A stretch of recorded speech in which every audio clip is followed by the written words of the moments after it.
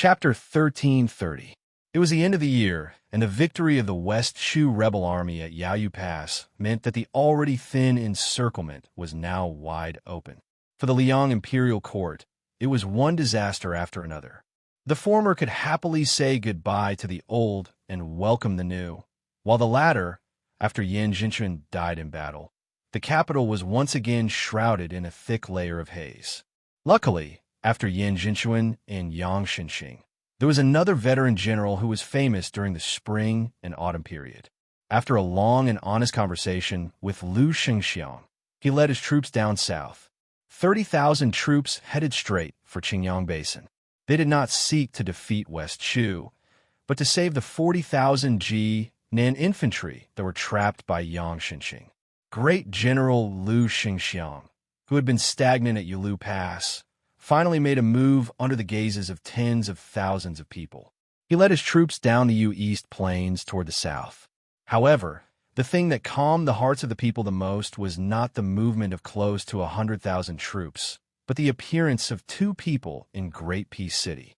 One was the emperor who was imprisoned by the Grand Secretary after returning from patrolling the borders.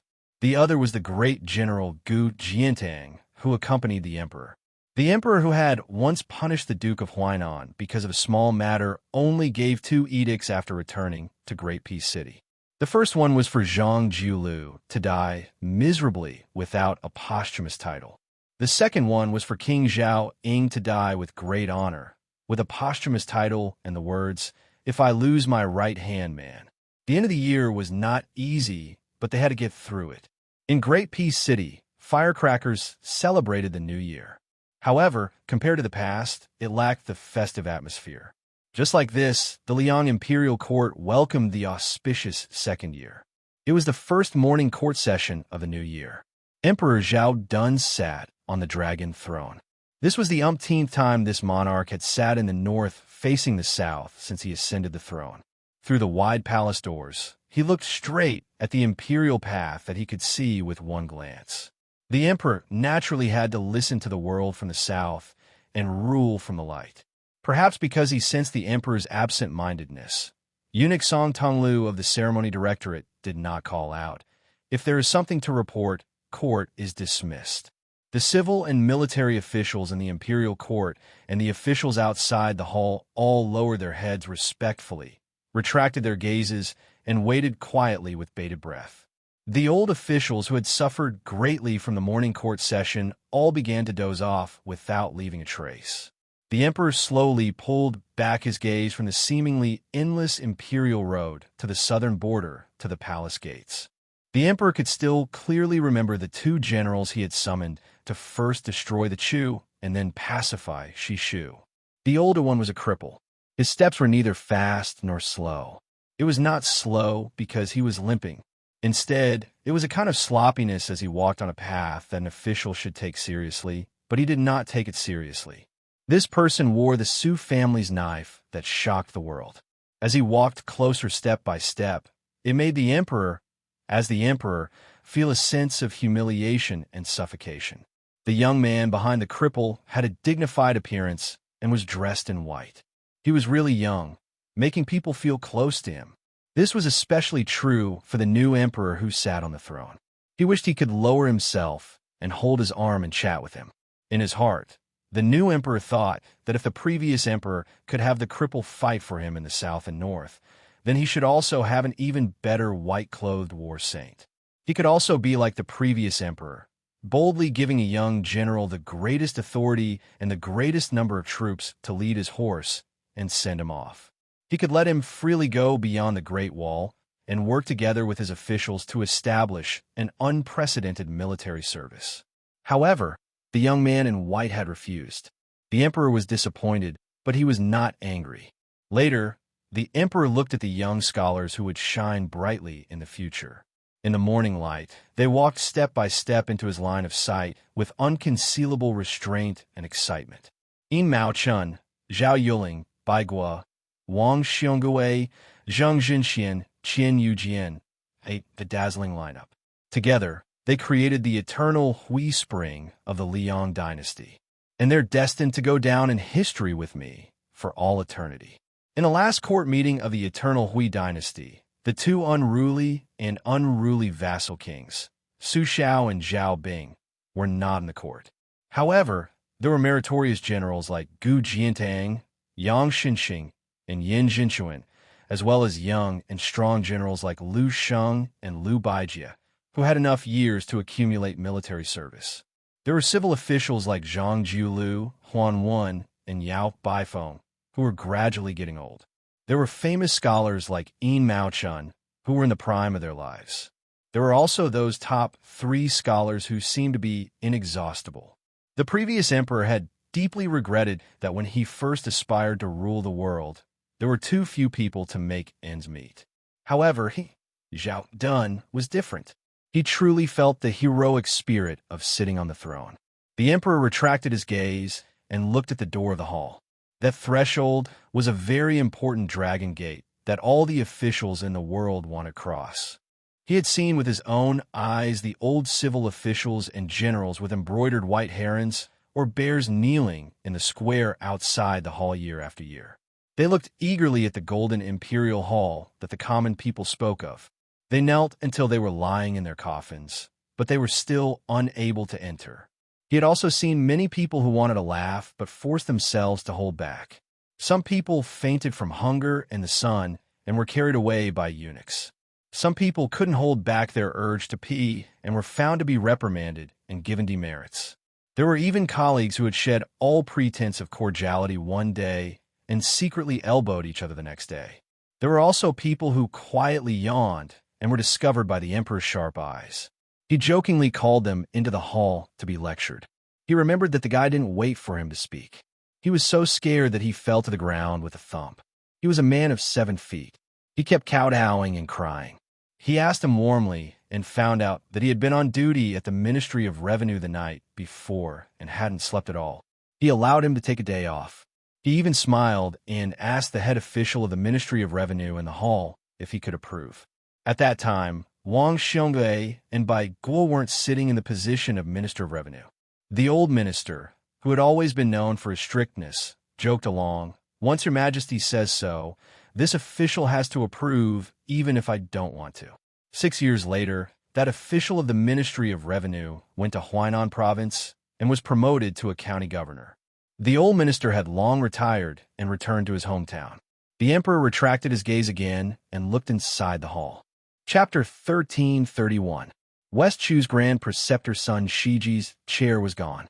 This old man should be standing in front of the little girl in the West Chu palace.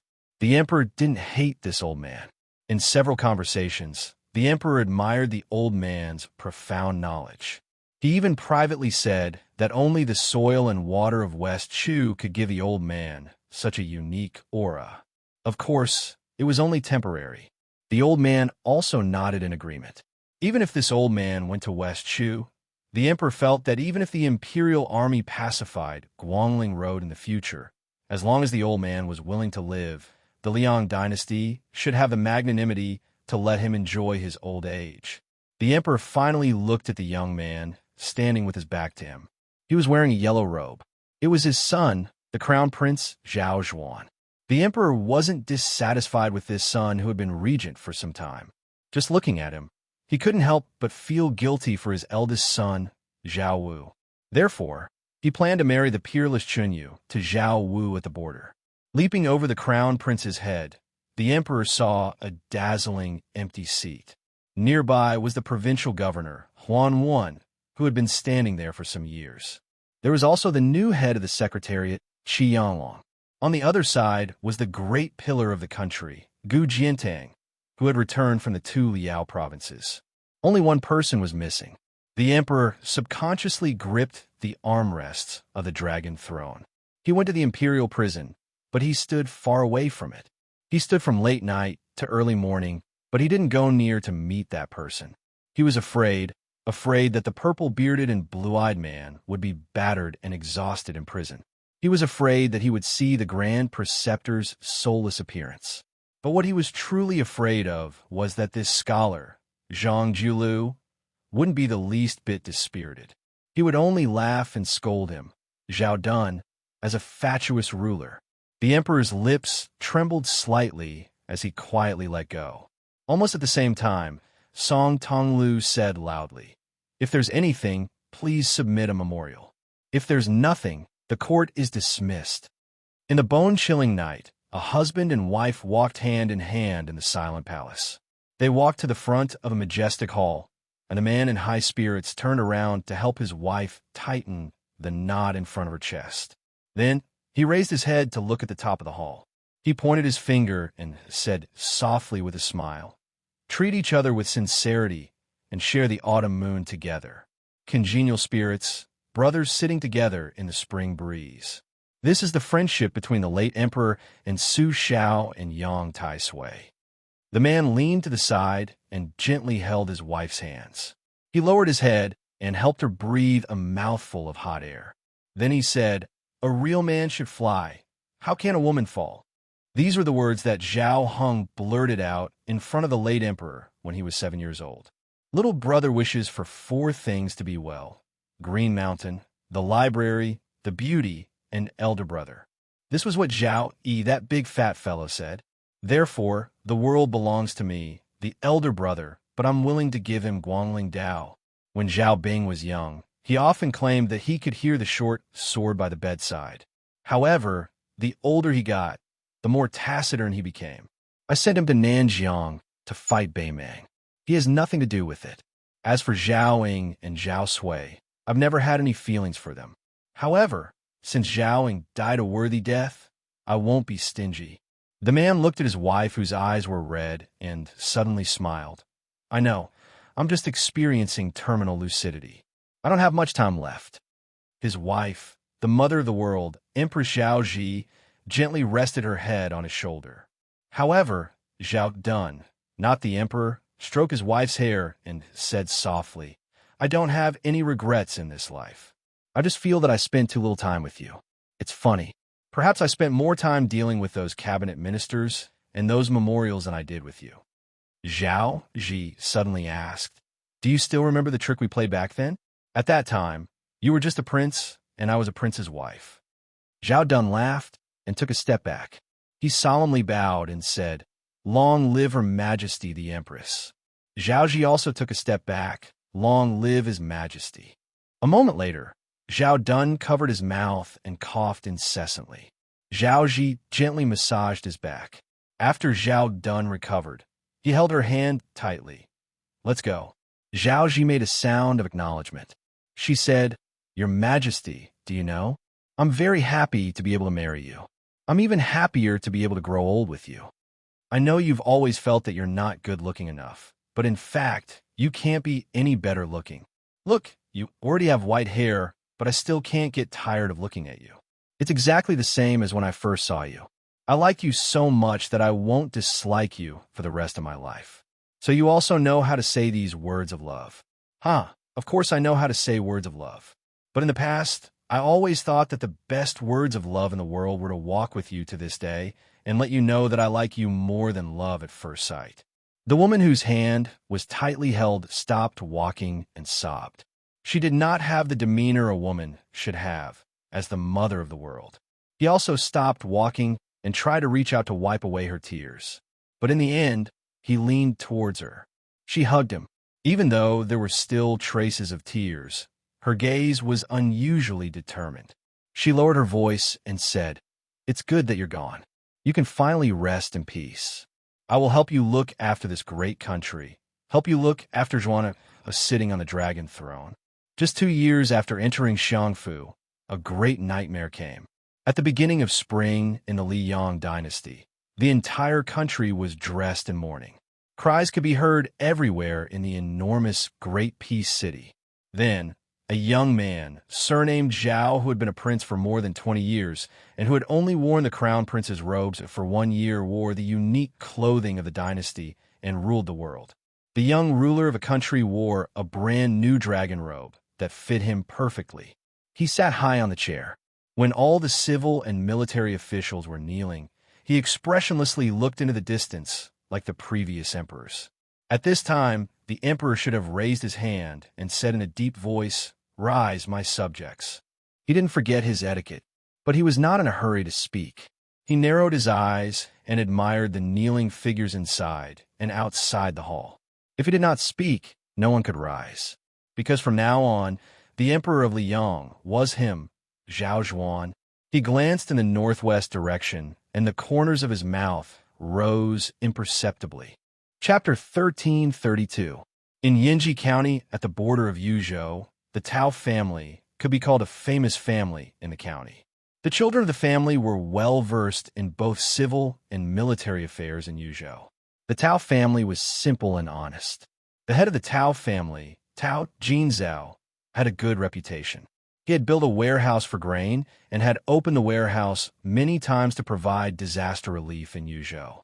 When a million-strong army of Beimang was bearing down on Beiyang, many large families in Yinji County followed the principle of a cunning rabbit having 3 burrows. They had their young children secretly move out of Beiyang with their property. Only the Tao family did not make any moves. A group of more than a dozen horses rushed to the Tao family's mansion in the middle of the night.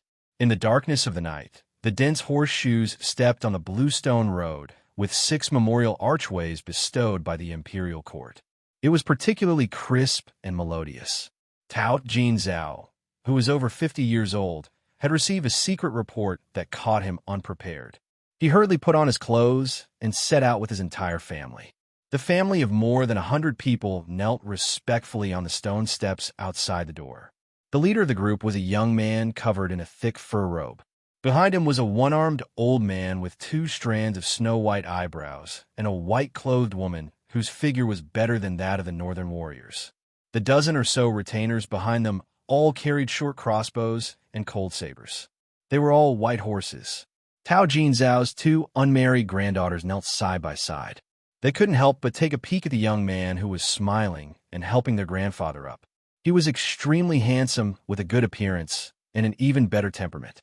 They guessed that he might be a son of a Central Plains aristocratic family who had risen to power while the scholars were in decline. In the past, they had always heard that the scholars from Jiangnan were handsome and elegant. Every movement of theirs carried the fragrance of books. They were like heaven and earth compared to the local men of Beiyang.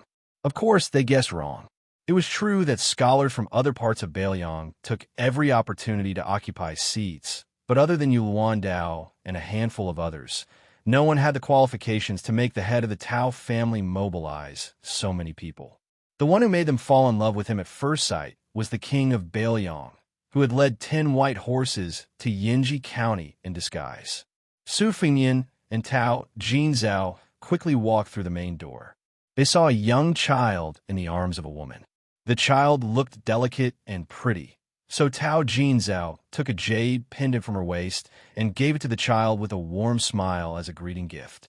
Then Su Fengyan had the old, young, and women of the Tao family dispersed to rest, leaving behind only Tao Jinzhao and Tao Wenhai.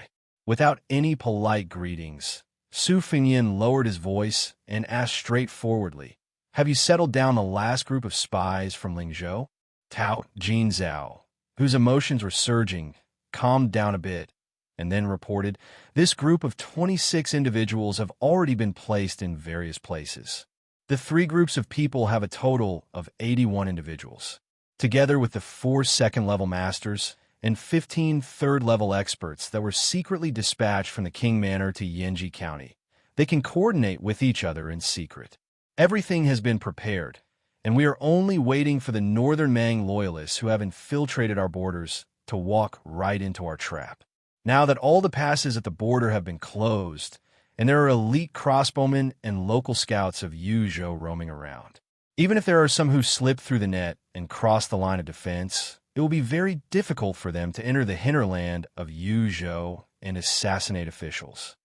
Su Fengyan nodded. Tantai Pingjing, Sui Xiegu, and by Ma Yizong naturally wouldn't participate in the secret conversation. Only Su Fengyan and the Tao family's father and son were left in an elegant room. Lush green bamboos could be seen outside the window. At the end of last year, there was heavy snow everywhere in Liang, and Beiyang was even more so. This year's late spring wasn't as cold as before, but Su Fengyan didn't take off his fur coat after sitting down. Tao Jinzhao and Tao Wenhai were also given a seat. However, It was clear that they were very reserved in front of this famous young vassal king, even in their own territory. Instead, they were like shabby guests. The elderly head of the Tao family was in awe, and Tao Wenhai, who was a county magistrate in Yinji County, was in awe over fear. Soon, a graceful woman came in with hot ginger tea. After putting it down, she went to the corner of the room and sat down. She bent down and skillfully opened a drawer and box, placing a dozen kinds of precious spices on a small table made of red sandalwood in front of her. The sandalwood table was previously furnished with a typical master and servant, a bottle, a furnace, and a box. The furnace was the master, and the box was the servant. Su Fengyin held the ginger tea with both hands and took a sip. Immediately, the cold was driven away a bit, and the warmth seeped into his heart and spleen. In this rare moment of leisure, he subconsciously looked at the woman who gave off a quiet and peaceful feeling. She was probably the kind of woman who was said to be delicate and beautiful. Her clothes were appropriate, but her breasts, waist, and buttocks, as well as her kneeling legs, all kinds of rounded curves didn't disappear because of the winter clothes. Of course, Su Fengyin didn't have any romantic feelings, and he didn't have any thoughts of doing anything with her. However, such an outstanding woman was pleasing to the eye. Su Fengyin was an expert in the art of appreciation. It wouldn't be an exaggeration to say that he was a grandmaster. Otherwise, Great Peace City would not have been so obsessed with the calligraphy and paintings that Bailiang and His Royal Highness had used seals to call fakes in the early years. Su Fengyin looked over and knew that the brass incense burner came from the famous Nanju, Huangju. The incense burner was very ancient and had diluted its toughness. After many years of maintenance, it gave off a bright red color like a famous sword that shone with light. If there were no accidents, the ashes in the incense burner would be the remains of agarwood that had been burned for many years. 10 years of burning incense and half a burner of ashes. Su Fengyin's mind wandered absent-mindedly. His gaze stopped near the young woman. Tao Jinzhao smiled knowingly. His oldest granddaughter had been unwilling to marry for so many years, causing him to be mocked by some of his old friends who had failed the marriage, as having a daughter in the Tao family is a rare commodity worth hoarding. Different from his father, who was quick-witted, Tao Wenhai had been secretly observing this king of Bailiang who had turned over a new leaf. Because the Tao family had a hidden identity in the whisk-water room, Tao Wenhai had participated in the transmission of military intelligence in Yuzhou very early on. Compared to the other descendants of large Bailiang clans, Tao Wenhai was much more curious about Su Fengyin. Su Fengyin gathered his thoughts and said frankly, "Excuse me." The woman smiled sweetly. Su Fengyin took a big sip of ginger tea, put down the teacup, and said in a deep voice, "According to the intelligence that Chu Lushan dug out from the South Dynasty, the Empress of Beimang has long asked Li Mibi to make a plan to send assassins before the troops and horses move. Beimang's Jianghu forces are divided into two parts. Most of the top masters and all the low-level warriors have joined the army, while the middle-level masters are assigned to Li Mibi, the head of the Beimang spies, to accurately assassinate our border generals and civil officials. They won't go to the Bailiang Protectorate where Chu Lushan is to seek their own deaths. But Tao Wenhai, you are indispensable to the Bailiang and a core official who lacks personal guards, so you're the best target for the men of sacrifice of Beimang." Su Fengyin stretched out his finger and gently turned the teacup. The border to the north of Liangzhou is full of military towns and cities, so it's very difficult for the enemy to find an opportunity. In Yuzhou, it's much more complicated. Although the area around the mouth of the calabash is densely covered with webs of various sizes, their original purpose is to impede the rapid advance of Beimang's army. They don't have the power to deal with these men of sacrifice of spiderweb and Jianghu masters. Even though Great General Yan Wenwan and Yuzhou General Huang Fucheng have already sent out 16 elite cavalry units of about 500 men to hunt down the fish that slip through the net, I believe it's still very difficult for them to succeed. The real battle in Yuzhou will still take place within the border. Therefore, the Peregrine Falcon Eagle Guard in Wutong'an and Whisk Room will mainly focus on the border counties like Yinji County. However, Even though the Peregrine Falcon Eagle Guard has already sent out all their forces, when the time comes, they are bound to be flustered. Tao Wenhai gently glanced at his father, Tao Jinzhao, who nodded. Only then did Tao Wenhai say, "Your Highness, what this lowly official is most worried about right now is that after Beimang enters the border, Beimang will scatter their troops. Each troop will be led by one or several top masters. Even if we have the Peregrine Falcon Eagle Guard secretly protecting us and sending out a message at the cost of his life before he died, our men of sacrifice in the vicinity will immediately rush to the battlefield to encircle and annihilate them. I'm afraid that the enemy has concealed their strength in the previous attack and has no intention of retreating after succeeding in one strike. At that time, we may instead suffer a second round of heavy casualties. By the time we come to our senses, we will have no choice but to gather several main forces to intercept them. Perhaps the enemy's other top forces will begin to quietly make their move again." At this point, Tao Wenhai seemed to want to say something, but hesitated. Su Fengyin smiled and said, "There's no harm in speaking frankly." Tao Wenhai went straight to the point and said, "After all, our Beiliang is only a sparsely populated place.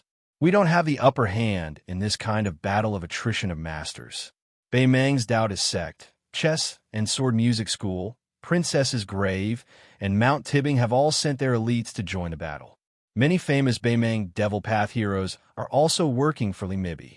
Our side is definitely at a disadvantage in terms of the number of level 2 and level 3 martial arts grandmasters. But it's precisely these kinds of people who can make the most decisive impact in the battle of assassination and counter-assassination. Our large number of light cavalry can't perform well. To put it bluntly, we may be led by the nose from the beginning to the end. We may not even be able to catch the corner of their clothes." Su Fengyin nodded and said, "In fact, there are 5 level 1 masters in Beimang with definite identities. They are the disciplinary elder of the Taoist sect, the great music school of the chess and sword music school, little idea of the Princess's Grave, and 2 famous devils. So this time, the whole history of Beimang's Jianghu has been dug out by His Majesty. Our Yuzhou will be the first touchstone for that old woman to reorganize the Jianghu." Tao Wenhai and Tao Jinzhao looked at each other and saw the deep worry in each other's eyes. Su Fengyin smiled and said, "Of course, the good news is that other than little idea of half-face makeup, the rest are only in the Vajra realm and the Finger Mysterious realm. Moreover, most of the level 2 grandmasters are from the chess and sword music school. Their realms are not low, but when it comes to a life-and-death battle, they may not be comparable to Beiliang's level 3 martial artists." Chapter 1333. Tao Wenhai smiled wryly. Since the enemy was so strong and difficult to defeat, this didn't seem like good news to be happy about. In the corner, the woman sitting with her knees bent slowly stirred the incense, ashes evenly, and cut the agarwood into small pieces. The charcoal and the agarwood were filled with a graceful beauty. Because tonight's conversation would definitely not be short, her movements were neither hurried nor slow. Tao Wenhai said carefully, "Your Highness, if I may be so bold as to suggest," Su Fengyin quickly said, "you want the Wu family's cavalry and swords to come to Yuzhou to put out the fire?" Somewhat embarrassed, Tao Wenhai nodded. Su Fengyin shook his head and said, "The Wu family swordsmen have to stay with Chu Lushan in case of any accidents. They can't move yet." Tao Jinzhao and Tao Wenhai knew that the long-browed, one-armed old man next to the king of Beiliang was a sword immortal who had become famous in Liangzhou City. Of course, they didn't think that such an expert would leave the king of Beiliang's side. Most importantly, no matter how bad their eyesight was, they could tell that the king of Beiliang was acting very strange. It was as if he had only won a Pyrrhic victory after a great battle. If they guessed right, then the sword immortal old man couldn't leave without permission. In fact, Su Fengyin hoped that Sui Xiegu could help since Tantai Pingjing was by his side. However, the old man didn't care about the situation in Yuzhou at all. He didn't care about his seniority at all. Wherever Tantai Pingjing went, he would go. The two of them added up to more than 200 years old. In Sui Xiegu's words, How many times can I look at her now? Of course, I'll look at her as much as I can. However, Su Fengnian wouldn't just wait for death and allow Beimang's forces to strut around Yuzhou. In addition to the mobilization of Wutangen's Whispering Room and Tide-Listening Pavilion's experts, he also sent me Fengjia, the master of the Heavy Sword Cave, to Yuzhou to cooperate with Fan Xiaochai, the granddaughter of Fan Baoshan, who used to be Northern Han's Defender General. Fan Xiaochai's Finger Xian realm wasn't something that Daozong's Xian realm could compare to. With Fan Xiaochai's current strength, she could easily defeat any second-level master of the chess and sword music school, even if it was 1 against 2. In addition, the Guanyin sect's Qi refinement warriors had already secretly rushed to Yuzhou. They wouldn't directly get involved in this muddy water, but they would do their best to keep an eye on those first-level masters who only appeared briefly during the battle. They would pass on the information to the nearby Peregrine Falcon Eagle Guard, so that Yuzhou would have a target to target. This battle would definitely be a series of small-scale and bloody battles. Once the two sides met, they were destined to die or be injured. There was no way to escape unscathed. It was a competition to see which side could move faster and more stealthily. Tao Jinzhao and Tao Wenhai only guessed that the king of Beiliang was seriously injured, but Beimang's Mibi clearly knew about it. Thus, Xianxia Valley was a target that Beimang had to focus on. In Su Fengnian's opinion, other than the princess's grave, Xianxia Valley, who might be a backup plan for an imaginary enemy, there should be another top-notch master hiding even deeper. Of course, the top-notch in Su Fengnian's eyes would not be on the same line as literati like Tao Jinzhao and Tao Wenhai. Su Fengnian asked, "Is there a detailed map of Yozhou's situation here?" Tao Wenhai hurriedly got up and went to the study to fetch the maps. After that, he came back with a large pile of maps, including the map of the territory of Yuzhou province and the maps of prefectures and counties. He spread out the largest map of the entire Yuzhou province on the desk and put the smaller maps separately. Not everyone dared to hide these things among the people. Once the government found out, they would definitely be thrown into jail. Su Fengnian stood up, followed by Tao Jinzhao and Tao Wenhai. Su Fengnian inquired about the distribution of the men of sacrifice in each county of Yuzhou in detail, hoping to fill in the gaps. Naturally, the three of them would occasionally talk about the topography of each county. Tao Wenhai was surprised to find that the king of Vassal knew the geography of Yinji County like the back of his hand, which many locals of Yinji County did not know. He could also casually mention the garrison troops and commanding officers in each county. He even knew the background and character of the generals who were no higher than level 6 or level 7. Tao Wenhai could not help but suspect that he, a small county magistrate, could not escape from the king's eyes. For a moment, he was worried that he would leave a bad impression on the young king.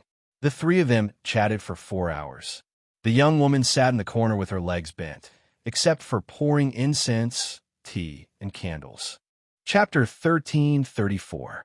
Her name was Tao Tanxiang. She wasn't trying to please the king of Beiliang. In fact, she had been paying attention to Su Fengnian for a long time. At that time, he was still the infamous good-for-nothing His Royal Highness. Tao Tanxiang's father, Tao Xianlong, had spent a lot of money to buy a famous painting from Beiliang Palace. It was Ladies of the Dragon Palace from the Western Shu Kingdom of the previous dynasty. When she saw the two huge fakes, she was stunned. How could there be such a bastard in the world who would waste natural resources so recklessly? Every time these celebrities and refined scholars opened a scroll, they would look at it with a pilgrimage mentality. It would definitely be passed down from generation to generation. As long as it was well preserved, it might even be placed on a table to be admired 500 or even 1,000 years later. Wasn't this guy afraid that he would go down in history because of those 2 words? Later, she was a little angry. As long as it was a painting with His Royal Highness's seal, she would ask her father to buy it back at a high price. It was funny. At that time, Tao Xianlong, who was only a secondary 7th rank official, spent a lot of money to buy fakes. Because of this, the governor of Yinji County, Hong Shandong, who was a righteous official, thought that this person was a talent. especially when His Royal Highness became the King of Beiliang. Tao Xianlong was promoted again. Over time, Tao Tanxiang collected no less than 30 paintings with Su Fengyin seal. Not all of them were fakes. For example, Su Fengyin's hastily written calligraphy was privately praised by collectors in the capital for being witty and interesting. There is also a concise and vivid phoenix portrait seal with rough words. The mother-son seal on Lo Quat was even more memorable. So Tao Tanxiang slowly felt that she had known this man for a long time. She knew every news he had received from Liang Lake, from the capital's imperial court, and from Beiliang's officialdom over the years. She gently placed her hands on her knees and raised her head to look at the man who had never been domineering. Every time he frowned, and every time he smiled warmly, she would carefully observe it, as if she was collecting a treasure. After another 2 hours, Su Fengyin smiled and let the old Tao Jinzhao go to bed first. He continued to chat with Tao Wenhai by the light. Their topics were broader, and they were no longer limited to Yuzhou or even Beiliang. Instead, they included the politics and military of Liang and Beimang, as well as the local customs of the two dynasties. When the Tao family patriarch left, he went to his granddaughter, Tao Yinxiang, and asked her to make tea and prepare some pastries. Therefore, when they moved to the couch by the window to chat, she sat between the king of Beiliang and Uncle Tao Wenhai. It was a bit humorous. When the sky began to brighten, Tao Wenhai, who was in high spirits and didn't feel sleepy at all, still got up and bid farewell. He asked the king of Beiliang to allow Tao Tanxiang to stroll around the Tao residence with him. Su Fengyin smiled and nodded in agreement. The two of them strolled toward the Tao library. From beginning to end, the two of them were shoulder to shoulder apart and didn't give off the feeling of being neither close nor distant. Su Fengyin said apologetically, "Miss Tao, you've worked hard." She shook her head and said with a smile, "It's not hard at all. It's just that grandfather might be a bit disappointed, but I'm not disappointed. I'm very content." Su Fengyin smiled knowingly and didn't mince his words. You don't have to worry about not being able to find a husband. Nowadays, there are a lot of handsome scholars who want to become officials, and there are also many who are talented and learned. Tao Tanxiang made a sound of acknowledgement and walked closer to the building. She said, "People of the world value editions and complete order when it comes to collecting books. For example, there is a saying that 1 page is worth 100 taels of silver and a set is worth 1,000 taels of gold. However, our library doesn't care about this. Grandfather feels that nothing is as important as the words of the sages in the books. Rather than spending 1,000 taels of silver to buy a set, it's better to buy 100 sets of normal books. Therefore, the number of books in this library is no less than those in the Central Plains. Furthermore, if scholars come to borrow books to read, they will be able to do so without obstruction." Su Fengyin nodded and said, "I've heard that your Tao family is also fully responsible for the food and lodging of the scholars who come to study. That's very rare. The scholars of Beiliang don't travel as much as the Central Plains, but because of your Tao family, Yinji County doesn't lose to Jiangnan." Tao Tanxiang said gently, "My father once said that a prosperous and prosperous family is like a person with plump skin. However, if the yang energy is too strong and isn't adjusted, there will be a day when the internal organs will be damaged. Thus, our Tao family's year after year of disaster relief, borrowing books, and kindness to our neighbors are all necessary treatments.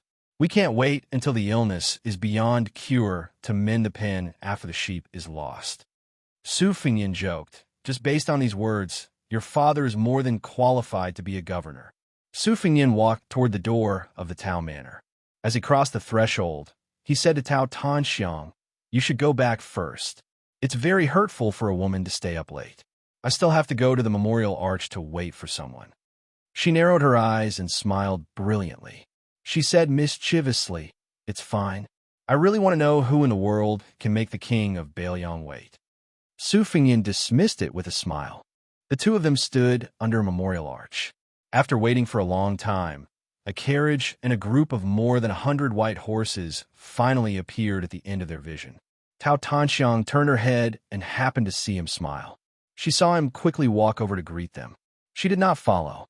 She stood where she was and watched his figure gradually disappear into the distance. The carriage and a group of riders neatly stopped. Tao Tanxiang saw a young woman whose face could not be seen clearly walk down from the carriage. Su Fingyin looked at the woman who had come all the way from the prince's mansion in Liang province. He asked gently, "Are you cold?" She shook her head. One of the riders who had come with a white horse righteous attendant did not dismount from his horse. He only exchanged glances with Su Fingyin and nodded. Then he turned his horse around and rode away. This rider did not carry a saber or a crossbow. He only carried a heavy iron spear. But with this rider and spear, the entire Yuzhou would not fall into chaos. Su Fingyin asked for a war horse from the white horse righteous attendant. He first carried her onto the horse. Then he mounted the horse himself. The two of them rode together. Su Fingyin said apologetically, "I promised you before that I would see the scenery of Bailiang." She leaned into his warm embrace and did not say anything. Su Fingyin squeezed the horse's belly and galloped along the path the white horse righteous attendant had taken. Other than the two of them and the horse, there was no one else around. Her face glowing, she raised her hands to her mouth and said with a childish smile, "Su Fingyin takes Lu Qingyin and the white horse righteous attendant to Bailiang." The white horse righteous attendant to Bailiang. A thousandly swift wind. Chapter 1335. When Beimang's army was pressing on the border on 3 fronts, the Liang imperial court had not learned of this matter. Bailiang would not pass this military intelligence to the capital. Even if the capital heard of this, they would probably only breathe a sigh of relief. Barbarians killing barbarians, dogs biting dogs, it had nothing to do with them. It would be best if both sides were heavily injured. It would be a great thing to drive away bad luck for the Liang imperial court. On the straight, official road outside the south gate of the capital, there were 4 people who didn't have passports. A couple with a child. The child was riding on the neck of the man with the sword. It was clear that they were a family of 3. Then there was an extra white-clothed person beside them. This white-clothed person gave people a vague feeling. In terms of appearance, he was not outstanding. He did not have the beauty of a woman, nor was he as handsome as a man. The people nearby did not dare to look at this person. They only glanced at him, but when they thought about it, he should have left some impression. But they did not have the courage to look again. As for the inconspicuous family of 3, they were naturally ignored. The man holding his child's legs looked at the city walls of Great Peace City and sighed. In the world, this is probably the only city that can make things difficult for me. I want to go in, but I'm afraid of causing trouble. The 3 of us do not have proper identities in Liang, and we can't really force our way in. It's also not appropriate to sneak in at night.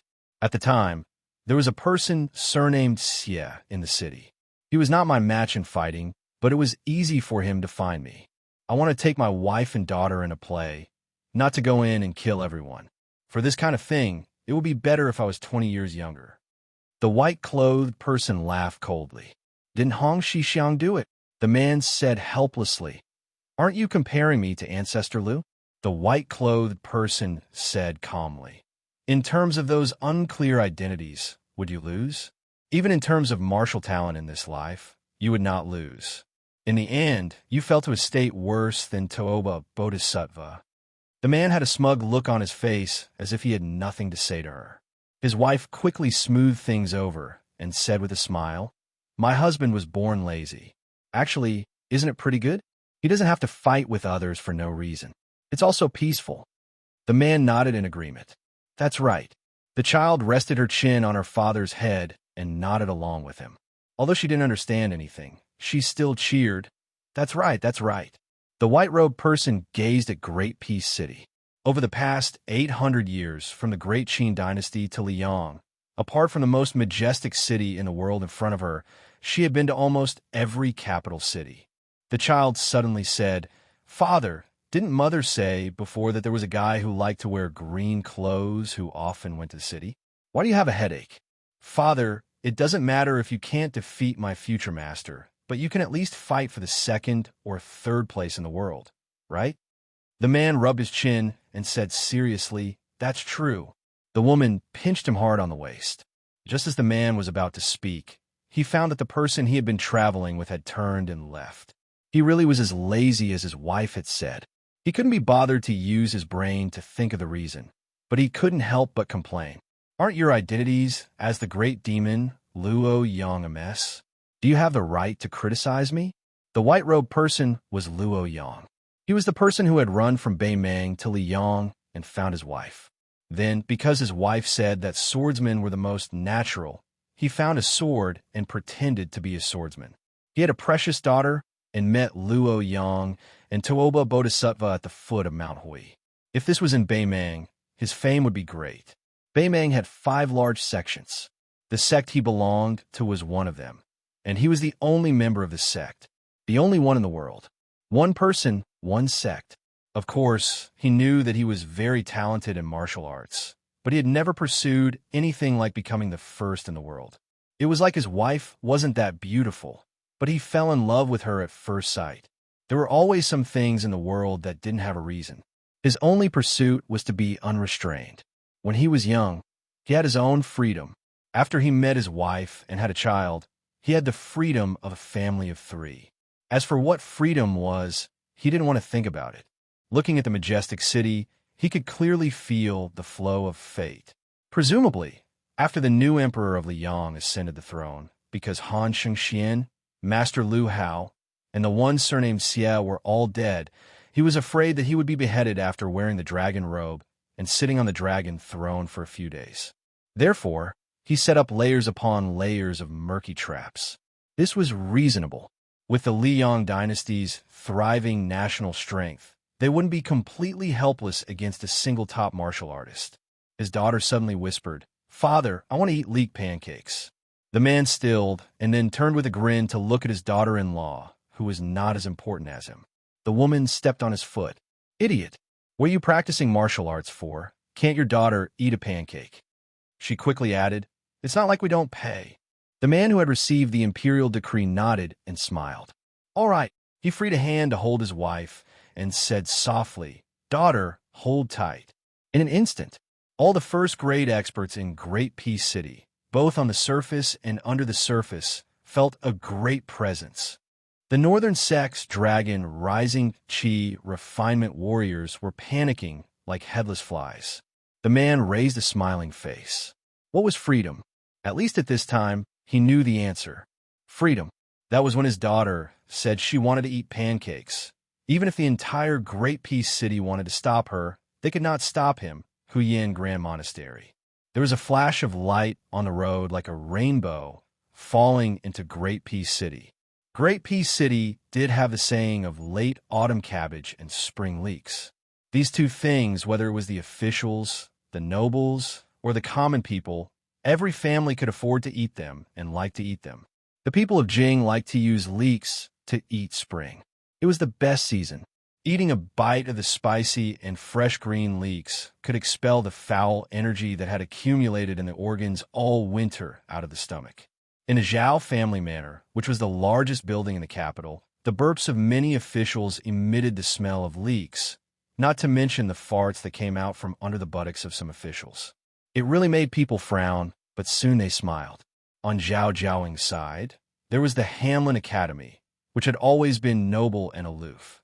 There were also the 2 big yamens of the 2 provinces under the Hall of Governmental Affairs, which used to be deserted but now slightly lively.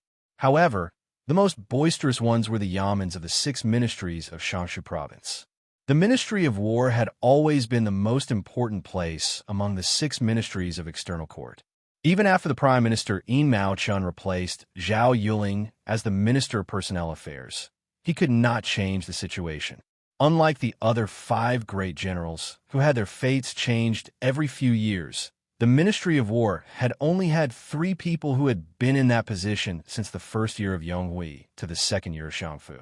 They were the great pillar state Gu Jiantang, the king of Shu Qinjibao, and the current Tangxi sword deity Lu Baijia.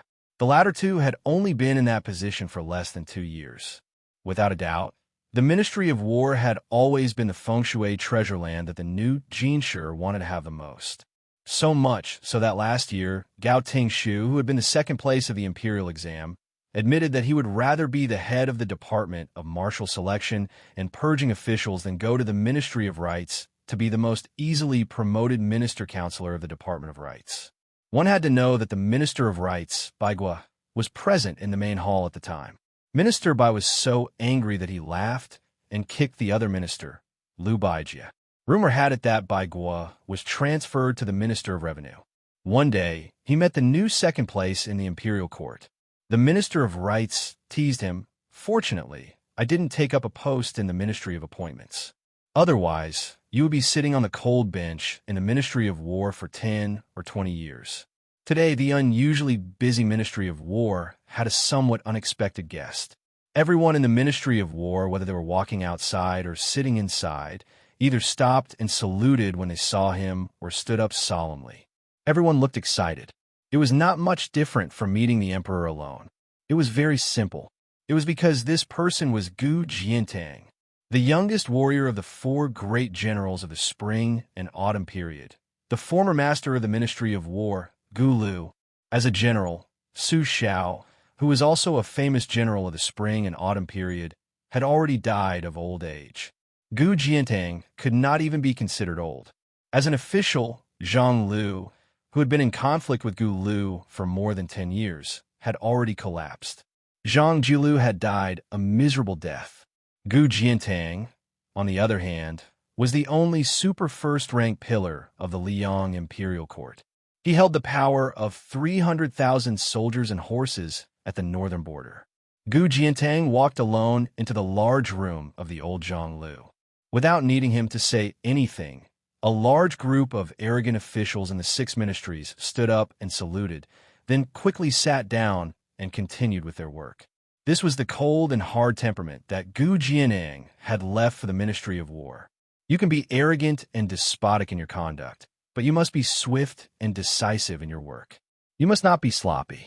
Unlike the other 5 ministers and assistant ministers who each had their own room, the 3 main and assistant ministers of the Ministry of War all worked in the same room. The minister's desk was placed at the far left of the room, while the left and right assistant ministers' desks were placed at the far right. At present, of the 2 assistant ministers of the Ministry of War, the general of Piao Yi, Lu Xianxia, was not in the capital as the general of the southern expedition. The newly appointed assistant minister, general of Dragon Xiang, Su Gong, was patrolling the border in accordance with the new etiquette of Liang. Thus, only the minister, Lu Baijia, was left in the room. After seeing Gu Jiantang, he did not deliberately put on airs. Instead, he stood up like his subordinates and stood up to greet the old minister. He even waited for the others to return to their seats before standing up. This was not only because Lu Baijia's official patch with a second-rank lion embroidered on his chest was slightly inferior to Gu Jiantang's first-rank shilin. It was also because Lu Baijia had undisguised respect for the senior of the Ministry of War, Gu Jiantang. Lu Baijia walked around the table to Gu Jiantang's side and said with a smile, "General, sit down and have a cup of tea." Chapter 1336. Gu Jiantang nodded. Lu Baijia took the lead and walked to the 2 empty tables on the far right side of the room. Soon, the second-ranked scholar who had written The Drunken Eight Immortals and had been personally threatened by Minister Baigua arrived with tea. He first served it to Gu Jiantang, who was far away, and then to Lu Baijia, who was close at hand. After Gu Jiantang took the tea, he slowly asked, "You not go to Gao Tingshu of the Ministry of Rights?" The young manager of the department for purging officials, who didn't dare to make any unnecessary moves and only wanted to leave as soon as possible, couldn't help but tense up. He said in a trembling voice, "That's me." Gu Jiantang didn't have a smile on his face. He asked the newcomer of the Ministry of War a rather sharp question. "Why didn't you serve tea to Minister Xianxia first?" Gao Tingshu was speechless. Lu Baijia laughed and said, "Great general, oh great general, you're obviously secretly happy. Don't take advantage of the situation and pretend to be obedient. Manager, Gao took a huge risk to come to our Ministry of War. No matter what, he's half a family member of yours. You don't have to scare a junior like this." After being disturbed by Lu Baijia, Gu Jiantang no longer deliberately kept a straight face. He smiled and said, "Just for the sake of you serving tea first, Even if the Ministry of Personnel suppresses you in the future, I'll first ask Minister Bai for a favor. I guarantee that I won't delay your promotion in the future. But you should learn a bit more. Look at how Minister Bai became an official. He not only gave himself a way out of the embarrassing situation, but also made you remember that he helped you get out of trouble. Liu Baijia's face was full of helplessness. Hey, great general, you're not being kind. It's one thing to freeload tea, but you're also undermining me. In the future, I'll have no prestige in this room. Liu Baijia turned his head and glared at Gao Tingshu. He pretended to be angry and said, "Stinking brat, get out of here. Aren't you afraid that I'll make things difficult for you? Do you want to annoy all the ministers of the 6 ministries? When the time comes, even if you have the great general to protect you, at most you'll have to run to the border to drink the wind and eat the sand." Gao Tingshu hurriedly wiped the sweat on his forehead, turned around, and trotted away with a silly smile. The officials of the Ministry of War, who were actually secretly listening, immediately burst into laughter. Amidst the laughter, everyone was naturally envious of Gao Tingshu's good fortune. He immediately left a good impression in the hearts of the 2 ministers of war. Gu Jiantang finished the tea in one gulp. After putting down the teacup, he sighed, "It's not easy for Minister Liu." Liu Baijia lowered her head and took a sip of the bitter tea. She nodded with a bitter smile and said, "It is quite difficult." Gu Jiantang was silent for a long time. After standing up, he said, "I'm about to leave the capital and return to Liaoxi. I won't disturb you any longer." Liu Baijia stood up as well and said calmly, "Let's see the Grand General off." After the 2 of them walked out of the room, Liu Baijia hesitated for a moment before asking in a low voice, "Is the Grand General really leaving?" Gu Jiantang grunted. Like the Minister of War beside him, he was not as relaxed as he was in the room. His expression was serious. "If I had decided to stay before we reached the capital, there would still be hope. Now, even if I insisted on staying, do you think it would be possible?" Liu Baijia was speechless. The Grand General Gu Jiantang's meaning was not deep. When the late emperor was alive, Gu Jiantang had accompanied him all the way back to the capital. However, he still could not persuade the late emperor to let him, a pillar of the northern region military and politics, replace Liu Xianxia to preside over the southern expedition. Now that the new emperor had ascended the throne, how could Gu Jiantang rely on his past achievements to coerce the new emperor? In fact, Gu Jiantang and Liu Baijia both agreed with a certain someone's prediction of the situation. The suppression of the rebellion in Guangling should be done quickly.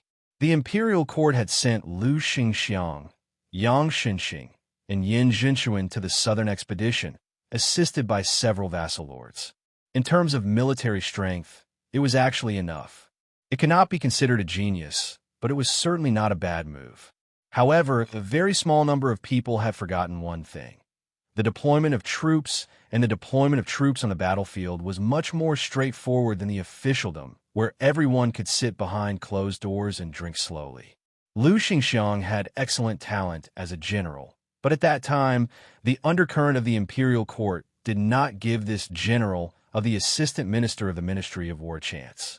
Not only did he not have a chance, but he was also a burden to the point where it was extremely difficult to deploy troops. As a result, the imperial court forcibly turned the situation into a rotten quagmire. If Gu Jianang had been in charge, even if there was a group of rich playboys who did not know the immensity of heaven and earth stirring up trouble, Yang Xinxing absolutely would not have been greedy for merit and rashly advanced. Thus, the imperial court would not have harmed Yin Zhenxuan's entire 30,000 cavalry and caused the 2 vassal lords, Zhao Ying and Zhao Sun, to almost be sent to their deaths. Gu Jiantang quietly slowed down his steps and said, "Liu Xingxiang has obtained the position of General Piao. If nothing unexpected happens, he will vacate the position I just sat in. At that time, my subordinate, General Teng Taizhuang of Liaoxi, will enter the capital to take over. This is not good news, but it is also not bad news. I'm just taking this opportunity to tell you about it first. Teng Taizhuang is different from Liu Xingxiang and Su Gong. He is not good as an official, but he is very good at leading soldiers in battle. After he enters the Ministry of War, Minister Liu, you should try to get him to bring a few young people with him to the Guangling Circuit at that time. It might be south of the capital. Gu Jiantang said calmly. The reason I'm saying this is not out of selfishness. I want Tang Taizhuang to have a smooth career as an official. I just hope that in your hands, the Ministry of War can retain the taste of the battlefield for a few more days. In the future, those sitting in the Ministry of War probably won't know what horse dung tastes like, and even fewer will have calluses on their thighs from riding horses. Liu Baijia sighed and said, This matter shouldn't be too difficult. Gu Jiantang suddenly turned his head to look at the former Gu Lu. In the dusk, there were still some remnants of the spring sun shining on the roof. Gu Jiantang then smiled at Liu Baijia and said, There's no need to see me off. I'm at a place I never had the chance to go before. Liu Baijia stopped in her tracks and watched the great general leave. He knew where Gu Jiantang was going. The former Zhonglu. Zhonglu was originally where the Ministry of Personnel was located.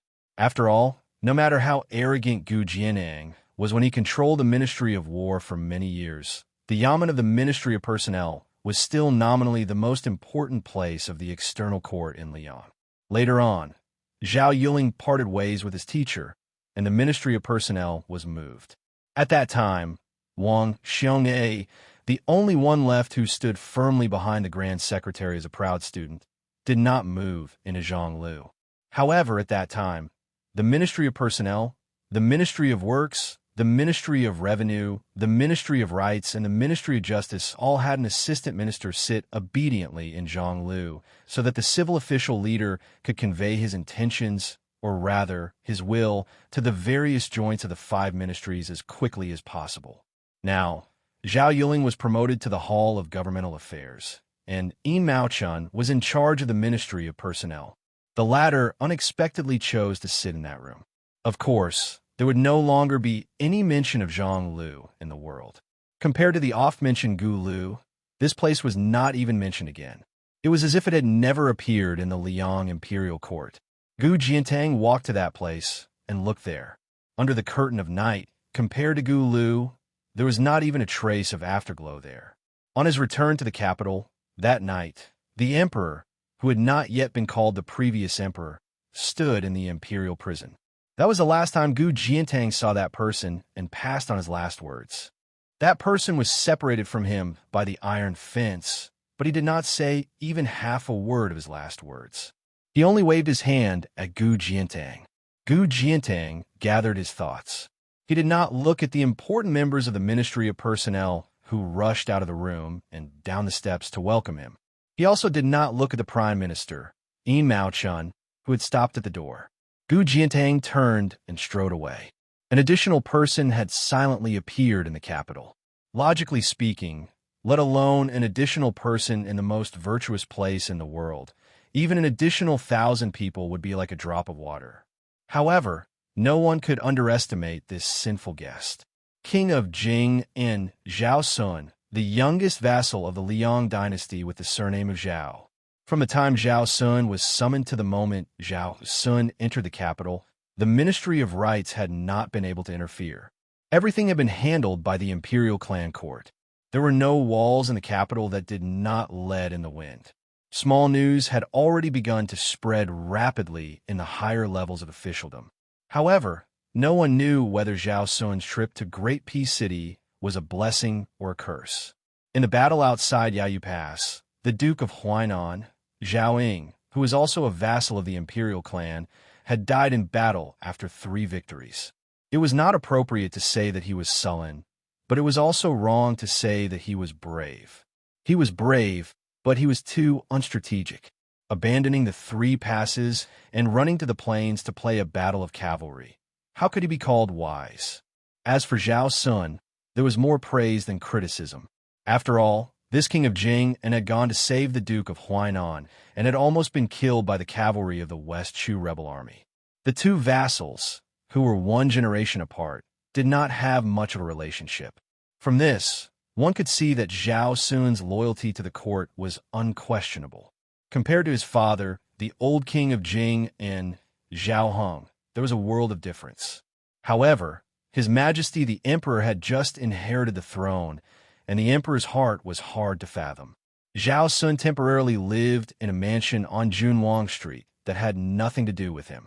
More than 100 years ago, it had been the private residence of a powerful official of the Liang dynasty. It was extremely illegal and occupied a large area with more than 400 rooms. Among them, there were even halls that were several zhang above the street level outside. Later, about 40 years ago, the Liang Emperor bestowed it to Prince Zhongyi.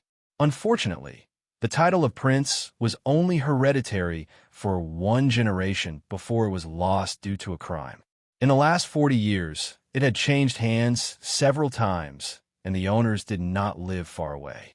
The most famous of them was, of course, the old Grand Preceptor of West Shu, Sun Shiji. Although Zhao Sun was nominally a vassal who had gone to the capital to ask for punishment, the wording of the imperial edict was very strict. If not for the blind Mr. Lu's prediction, Zhao Sun really might have been scared out of his wits. At the time, Lu Su's words were very simple. Since you have gone, you should make the best of it. Chapter 1337. Since Zhao Sun was already here, he might as well make the best of it. These few days, he would often stroll around the mansion alone, admiring the bright corridors, towering ancient trees, and the surrounding mountains to his heart's content. At this time, Zhao Sun was standing in a pavilion in the middle of a lake with a smile on his face. The right leader of the imperial clan court, who had escorted him here after arriving in the capital, looked at him with disdain. Zhao Sun looked at him like he was looking at a wild dog on the side of the road. Perhaps he had heard some news yesterday and came here in a hurry to repair their relationship. His wrinkled, old face bloomed with a smile. Of course, Zhao Sun would not make a fuss about it on the surface.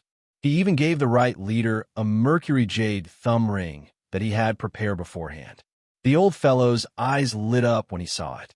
Clearly, Mr. Lu had carefully prepared such a small item that hid his weak spot.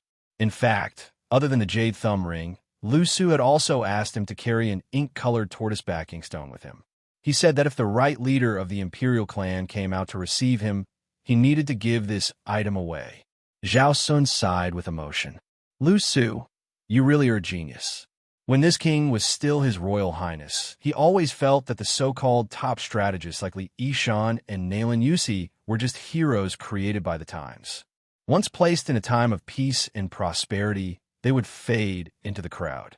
Only after meeting you did he realize that no matter if they were in a time of peace or chaos, there would definitely be a place for them. Zhao Sun had previously thought that using the destruction of 6,000 cavalry to complete the retreat in order to advance arrangement was too heavy a price. But when Zhao Sun came to Great Peace City and stood in this mansion, he began to understand that Mr. Lu was right. Zhao Sun suddenly saw two figures appear on the shore of the lake, and then walk toward the pavilion in the middle of the lake. No one led the way. Zhao Sun frowned and instinctively became alert. When the two gradually came closer, Zhao Sun was stunned. After recognizing one of them, he asked in confusion, "Brother Song?" The young phoenix of the Song clan, Song Kelly.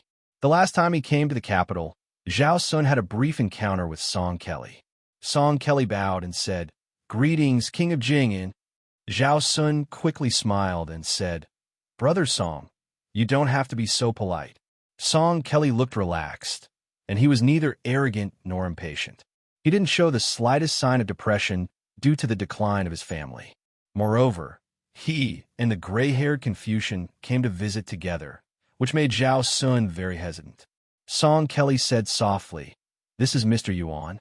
Sun Shiji and the others from West Chu are just Mr. Yuan's guests." Zhao Sun wasn't stupid. He immediately figured it out. Her surname was Yuan, the real owner of this house. He was the #1 strategist of Liang that his father, Zhao Heng, hated to the bone, half-inch elemental tongue bunshi. Zhao Sun bowed deeply.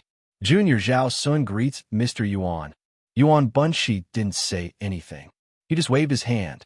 Song Kelly smiled and said, "I'm here to tell you that you can leave the capital and return to Qingzhou soon." Before Zhao Sun could react, Song Kelly's words of "very soon" came true very soon. A eunuch from the ceremony directorate, dressed in a bright red robe, held the imperial edict, and walked towards the three of them. His steps were very fast, but he didn't seem to be in a hurry. The old eunuch holding the imperial edict nodded slightly when he saw Yuan Bunshi. He then read the edict to the king of Jing and Zhao Sun. Zhao Sun naturally had to kneel. Song Kelly also took a step back and knelt to listen. Only Yuan Bunshi was facing the lake and turned a deaf ear to it. The head eunuch, who was one of the top 3 eunuchs in the world, didn't show the slightest change in expression. After receiving the imperial edict, Zhao Sun had to leave the capital quickly. Plus, without Lu Su's plan, he didn't know how to talk to the emperor of Liang. He was afraid of making a fool of himself, so he took the opportunity to leave the pavilion. After Zhao Sun and the head eunuch left, Yuan Bunshi asked, "What do you think this eunuch from the ceremony directorate will be asked when he returns to the palace?" Song Kelly shook his head. Yuan Bunshi smiled and said, "The emperor won't care about the king of Jing, and he will ask Yuan Bunshi if he is respectful when he sees the imperial edict." Song Kelly didn't know whether to laugh or cry. Yuan Bunshi calmly said, "Previously, I advised the late emperor that if Prince Jinggan, Zhao Sun, had the intention of concealing his strength during the Jingnan campaign, I would issue an edict to have him enter the capital, remove his title of nobility, and demote him to a commoner. If he failed despite all his efforts, he would be allowed to keep his title, but he would have to live in Great Peace City for a year or 2. The late emperor took this matter to heart, but it's not that the current Son of Heaven doesn't care. However, to the Son of Heaven, Zhao Sun is just an ordinary vassal king. The Son of Heaven wants to use this opportunity to imitate the way the late emperor dealt with Zhang Jiulu. He wants to test the waters and nibble away at him bit by bit." Song Kelly said in a small voice, "That's too hasty." Yuan Bunshi didn't express his opinion. He struggled to open the conversation and continued, "Zhao Sun is very smart. It's not that he is smart. In fact, he is not as smart as his father, Zhao Hong. But he knows how to listen to the people behind him. I wanted him to stay in Great Peace City and watch the world change because Xianxia, as the backbone of the world, was too important and could not be lost. That blind but lively young person was a great variable. I originally wanted to completely disrupt the factions of Qingzhou and have either Su Gong or Tang Tai Zhuang go to Xiangfan City. Now it seems that maybe one day, Qingzhou will become a place that the military will fight for. Liang, Beimeng, Beiliang, Westshu, Westershu, Nanjiang, all of these are possible." Song Kelly wanted to speak, but stopped. Strategists, scholars who plan, their identities are set. They're just scholars. Then it will depend on how they plan for the people they support. But before that, they must find the right person. Yuan Bunshi narrowed his eyes and said in a deep voice, "Li Shan was right to find Su Xiao. Zhao Chongling was wrong. I was right to find the late emperor. Sun Ping was wrong. Nailing Yusi was right to find the Yin King, Zhao Bing. Lu Su was wrong to find Zhao Hong and Zhao Sun." Song Kelly asked curiously. Then Song Dongming, Su Beiji, and Chun Shuliang were right to find Su Fingyan? Yuan Bunshi said with a smile, "I don't know." Song Kelly asked seriously, "Mr. also has things you're not sure of?" Yuan Bunshi asked in response, "Can there not be?" Song Kelly said with a smile, "Yes." Yuan Bunshi smiled and then said, "I once asked 2 monks the same question. Killing thousands and reviving tens of thousands, is there something to do or not to do? When I asked if killing 10 people and reviving tens of thousands, Yang Taisui nodded and said there was something to do. But when I asked if killing 1 person and reviving tens of thousands, Li Xiaoxin still refused to nod." After Yuan Bunshi finished speaking, he paused for a long time and pressed a hand on the pillar. He said, "Next, I will have you bring an imperial decree and a secret decree to Ji province. The former is for you to take root in Jinan. The latter is for you to give to that mad dog Yuan Tingshan and have him boldly open the gates to Ji Bei." Song Kelly was puzzled at first, but then his face quickly paled. Yuan Bunshi said coolly, "Just make Beiliang more chaotic. Those who seek the living live, those who wish for the dead to die. The Beiliang cavalry is the best in the world? Then let the entire Central Plains wait and see." Just like in the past, Great Peace City welcomed the flying literary talent of the first month that could not be missed. For a time, rumors flew all over the place. The imperial examinations began in Dafeng, flourished in West Chu, and flourished in Liang. In West Chu, the subject of the imperial examinations were extremely complicated. After the reform in Liang, the emphasis was placed on the imperial examinations. In a certain person's hands, the imperial examinations gradually became more focused on trial and error. At first, there was a clamor that the Grand Secretary neglected learning and only favored the imperial examinations. There were more and more people who passed the Grand Exam, going from 3 to 4 people in the Great Feng Dynasty to 20 to 30 people in the West Chu Dynasty. Then there were 100 people in the late Eternal Hui Dynasty, until there were 200 people in the first year of Xianxia Dynasty. Because of the rise of the imperial examinations, many people who came from other places to take the examinations continued to enter and stay in Great Peace City. Thus, there were the two interesting things of passing the imperial examinations and passing the imperial examinations. Imperceptibly, the relationship between the literary and official circles was pulled closer. Liang's imperial examinations were held in the first month, and the results were released in the second month. Not to mention the fact that there were very few people who could pass the imperial examinations. The scholars who failed the examinations were not naive enough to think that it was over. They could not return to their homes. After all, the large amount of traveling expenses when they first came to Shangjing was not something most scholars could afford. Thus, they had to stay in the capital. Those who had connections would find friends and relatives, and those who did not would have to stay in the temples. During this period, other than continuing to study hard, they also had to learn how to get their favorite essays to be looked at by the officials or famous figures in the literary world. Or they could directly send it to the officials of the Ministry of Rites other than the examiners of the imperial examinations. Thus, there were sayings like the Prime Minister's gatekeeper is a 7th rank official, and the King of Hell is easy to meet, but the little ghosts are hard to deal with. This 7th rank gatekeeper was a bit unusual. After Tantanon, he had presided over the imperial examinations several times and was now the heavenly official. Naturally, there was a lot of traffic in front of Yin Maochuan's door. This was not strange. The Song family, which had produced 2 teachers, was also not strange.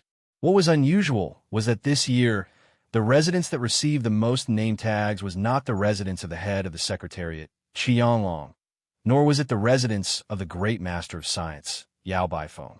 It was not the residence of Yin Jieshi, who was both a relative of the imperial family and a scholar. Instead, it was the residence of 2 young officials. One was the new assistant minister of the Ministry of Rites, Jean Lanting, who was rumored to be the next head of the Ministry of Rites, and the other was the new Right Chancellor of the Imperial College, Sun Yin. It was said that the name tags received by these 2 gatekeepers could fill dozens of large baskets. Chapter 1338. The 2 most popular officials in Liang also showed completely different attitudes. Even though Jean Lanting had a lot of work to do, he still tried his best to meet all the scholars.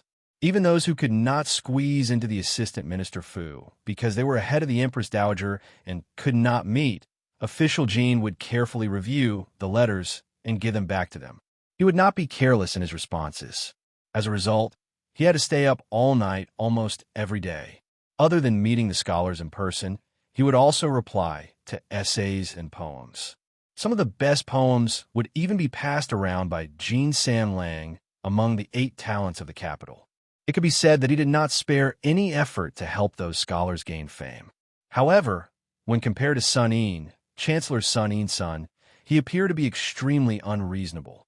He accepted the invitation, but during the first 10 days of the first month, he did not receive anyone. He only casually replied to 7 or 8 copies of the letters he received. It was just that this fellow's performance during the martial arts lecture at the directorate was simply too shocking. Don't forget, it was this person who won the battle of words that shook the entire court. Thus, even though this person who was recognized as arrogant in the capital wrote the words, "You don't know shit," in a letter, the person who received the reply still treated it as if he had received a treasure. He shamelessly spread the news and was treated as a joke by the entire Great Peace City.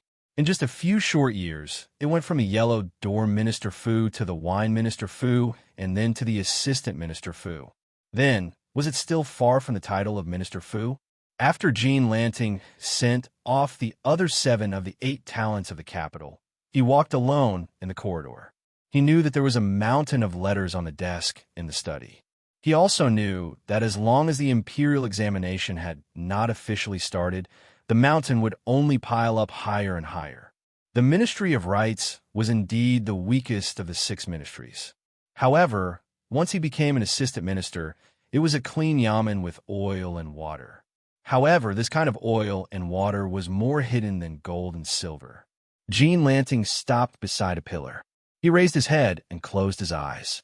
His face was filled with intoxication as he took a deep breath. Great Peace City, Great Peace City.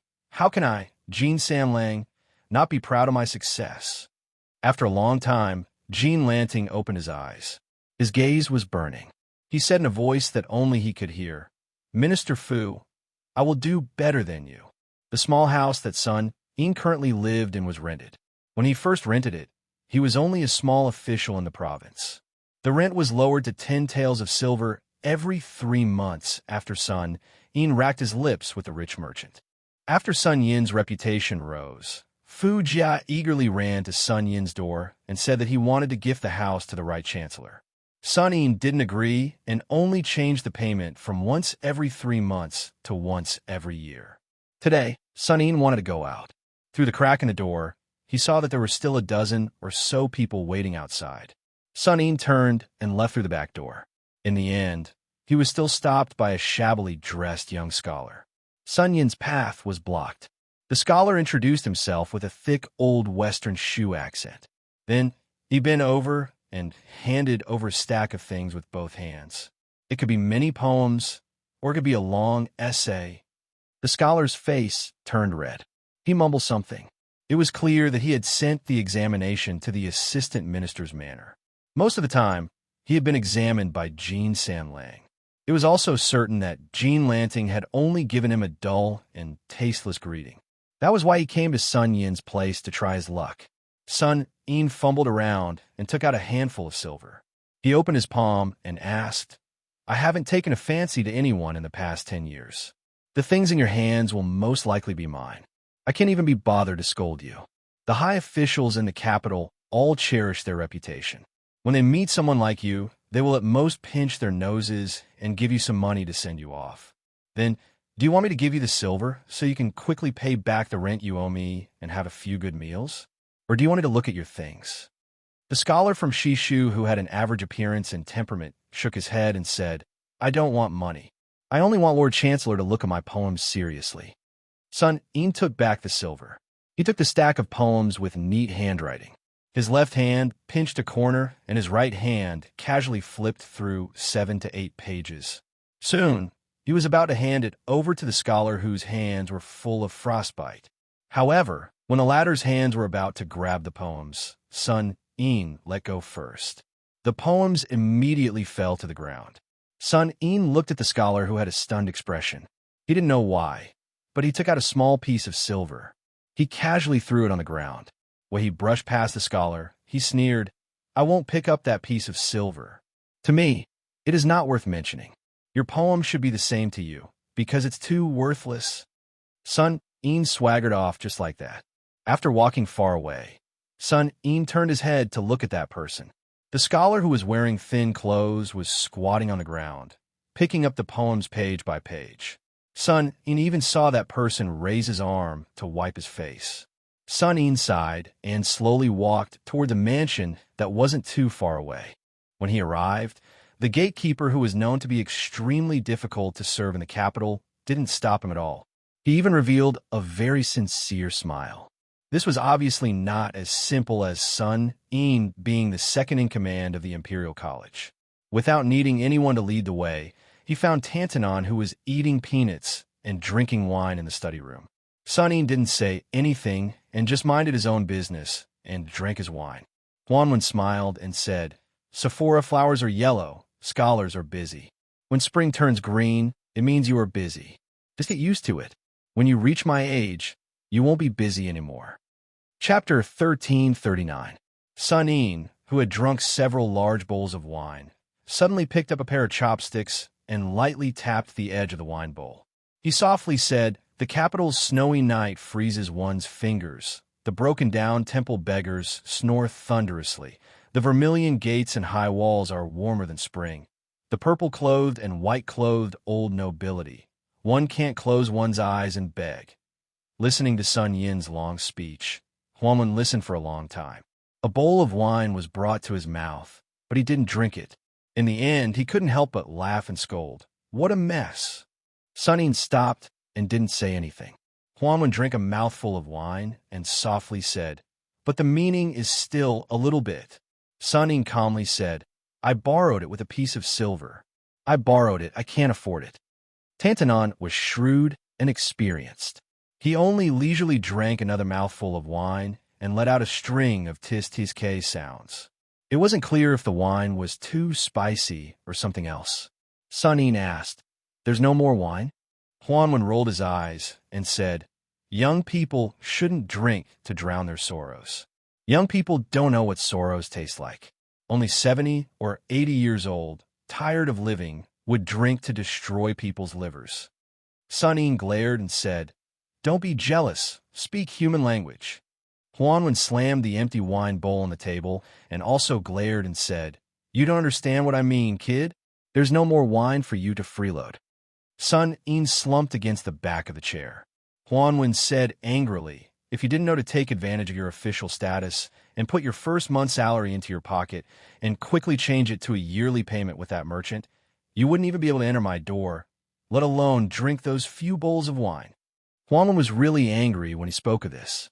He used his finger to fiercely point at the youngest Right Chancellor in the history of the Imperial College. "You've got water in your head." With Beimeng and Li Yang as the offensive and defensive sides, talking about martial arts? Talk your head. Huanwen grabbed the wine bowl on the table and threw it at Sun Yin. He didn't care that Sun Yin's forehead was bleeding profusely. He said in a stern voice, well said. In the face of a national calamity, you don't care about your body for martial arts. You don't care about your reputation for literature.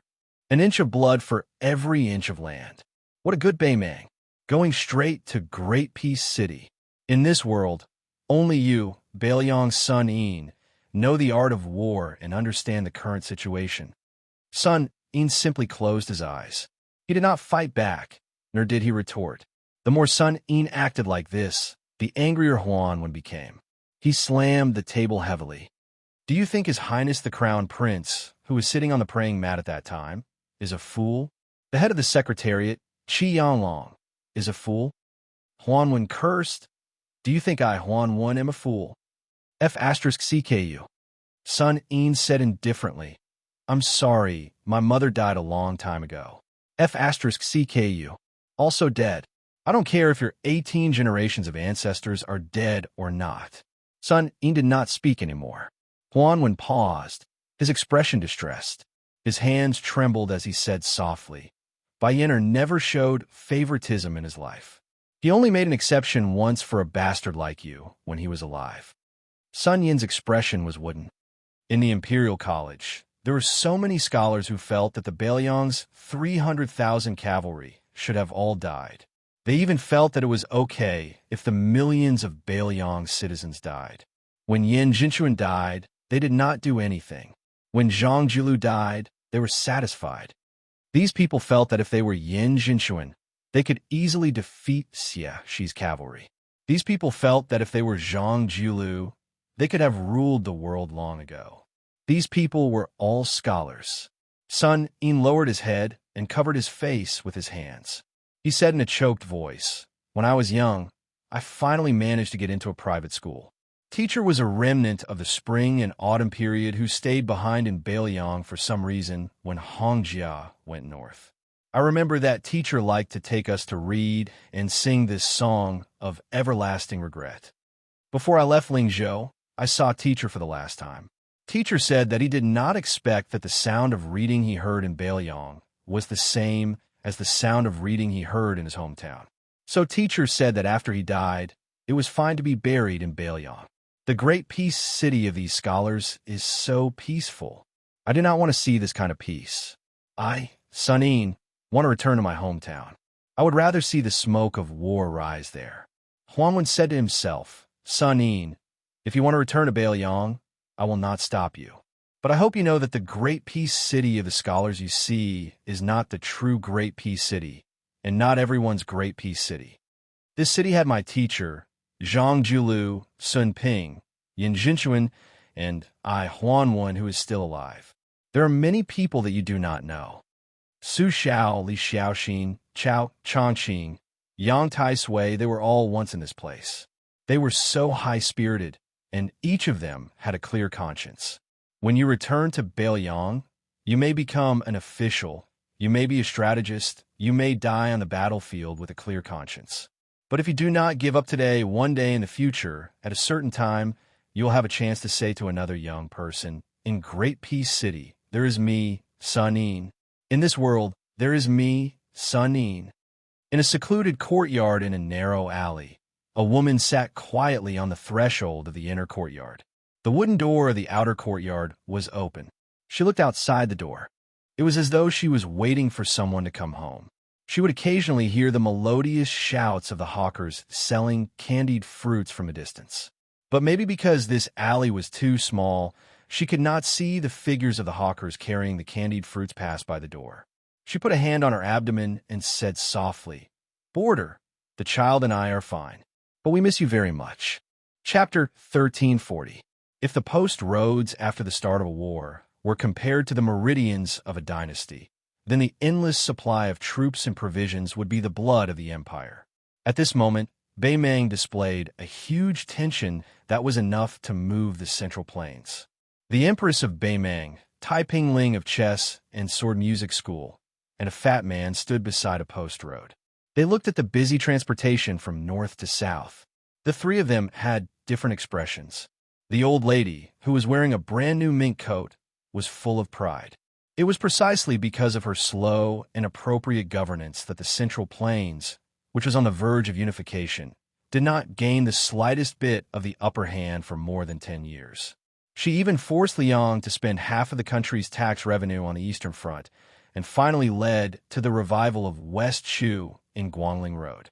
Among her subjects, there was still Toba Bodhisattva, Dongzhuo, Lu Gai, Huang Songpu, Murong Baoding, Yang Yuanzan, and a series of meritorious generals, not to mention the grassland eagle with the surname Yalu. They were a gathering of stars, shining brightly on the vast grassland.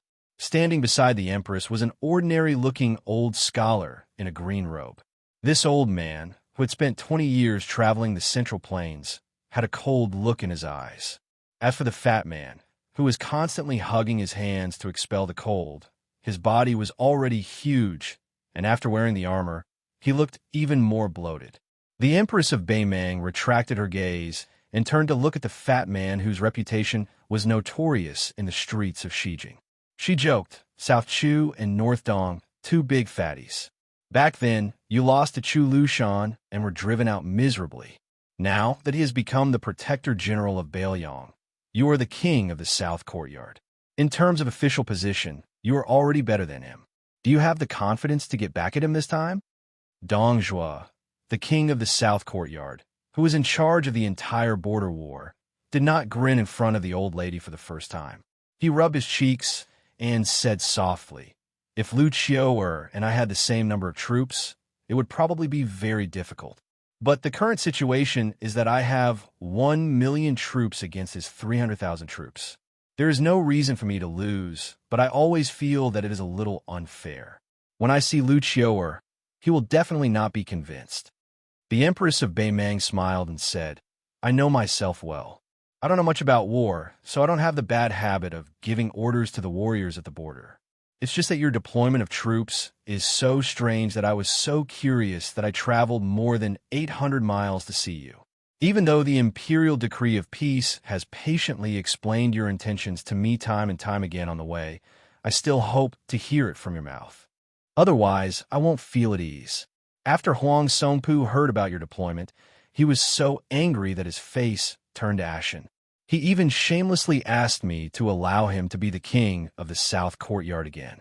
He just wants you to pack up and get out of here, so that you don't squander the wealth that the South Dynasty has accumulated for 20 years.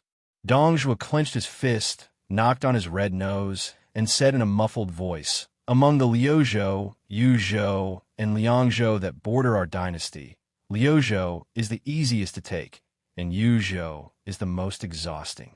But of course, the northern line of Liangzhou is the most difficult to take."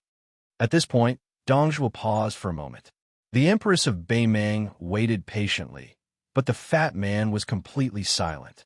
After waiting for a long time, the old lady could not help but laugh angrily. "Are you done?" Dong Zhuo continued. "Logically speaking, it's better to break one finger than to injure all 10. The main force should attack Liangzhou and march straight down, swaggering all the way to the Bailiang Palace on Mount Qingliang before stopping. Using a relatively small number of troops on the two flanks to tie down Yuzhou and Liuzhou is the best strategy." The Empress of Beimeng nodded. It was obvious that she thought so too. In fact, this was the conclusion that Beimeng had reached in the early stages of their discussion. The dried-up bait in Liuzhou did not interest the Beimeng at all. Attacking Liuzhou was meaningless other than prolonging the supply line. If the stalemate in Liuzhou was prolonged, Beimeng's gains would not make up for the losses. After all, there were several elite cavalry units on the border of Liangzhou that were equipped with terrifying long-distance attacks. Li Yishan had single-handedly created the situation of more than 100,000 refugees in Liuzhou. His original intention was to increase the breadth and thickness of Bailiang's strategy, which had always been its weakness. Dong Zhuo put on a distressed expression and said, "This strategy was indeed the best strategy. However, after more than 10,000 light cavalry units infiltrated Jizhou, the situation began to change. Furthermore, Bailiang has been flirting with the western regions for the past few years. I'm afraid that when the time comes, not only the north of Jizhou, but also the western regions will emerge and attack the southern dynasties. When the time comes, the southern dynasties will be in a mess." I've considered Su Fengyan's temperament. He's a scoundrel who's never afraid of dying together with others. He'd rather give up his headquarters in Liang province to defeat the southern dynasty. I'm sure he'd do it. Even if he has to wipe out all the Bailiang cavalry, he'll still destroy the foundation that Beimeng has painstakingly built up over the past 20 years. This should be his plan. Dong Zhuo suddenly spat and cursed. King Liang. He's so lucky. After Su Xiao the butcher left, he's replaced by that crazy Su Fengyan. Even if it were Chun Jibao, I wouldn't be so conflicted. Dong Zhuo's eyes turned ruthless. He gritted his teeth and said, "Since Su Fengyan wants to risk his life, it's simple. I won't give him the chance to play tricks. Beimeng's million-strong army will be divided into 3 groups. I like to see how he'll twist and turn. After all, we have the advantage in numbers on every front." Yin Wenluan said that 150,000 corpses are needed to fill the gourd, so I'll use 300,000. Liuzhou has 30,000 dragon elephant cavalry, and those refugees. I'll use General Lu Gui's 200,000 to fight. Liangzhou is difficult to conquer. Will 500,000 be enough? If it's not enough, I'll ask your majesty for another 200,000 to 300,000. The Beimeng Empress frowned and said, "In this way, although the southern dynasty won't have anything to worry about, isn't the price too high?" Dong Zhuo shook his head and said, "The Liang imperial court dares to use West Shu to train their soldiers. As a people who live on horseback, we Beimeng are natural warriors. Why wouldn't we use Bailiang to train our soldiers?" The old lady wanted to say something, but stopped. Dong Zhuo said in a deep voice, "Your Majesty, I, Dong Zhuo, can promise you that even if Bailiang destroys 500,000 or even 600,000 of our soldiers, as long as we conquer Bailiang, I'll definitely return the 2nd million-strong army with both hands." The imperial decree of peace finally opened his mouth and said, "Your Majesty, after winning this war, Bailiang and Jizhou will soon become the 2nd southern dynasty. All the civil officials of the southern dynasty are already prepared. Wherever the cavalry's hooves pass, it will be the beginning of the scholar's pen. This is the real backup plan that I prepared for Beimang. As long as Beimang's army conquers those territories, I'll be able to manage those places immediately and let the Beimang dynasty's borders follow the war horses as they move southward. The Beimang empress nodded, but soon asked worriedly, I'm not doubting your ability, but will the Liang imperial court give us enough time to digest the results of the war? Also, won't Gu Jiantang's Eastern Front take the opportunity to cause trouble?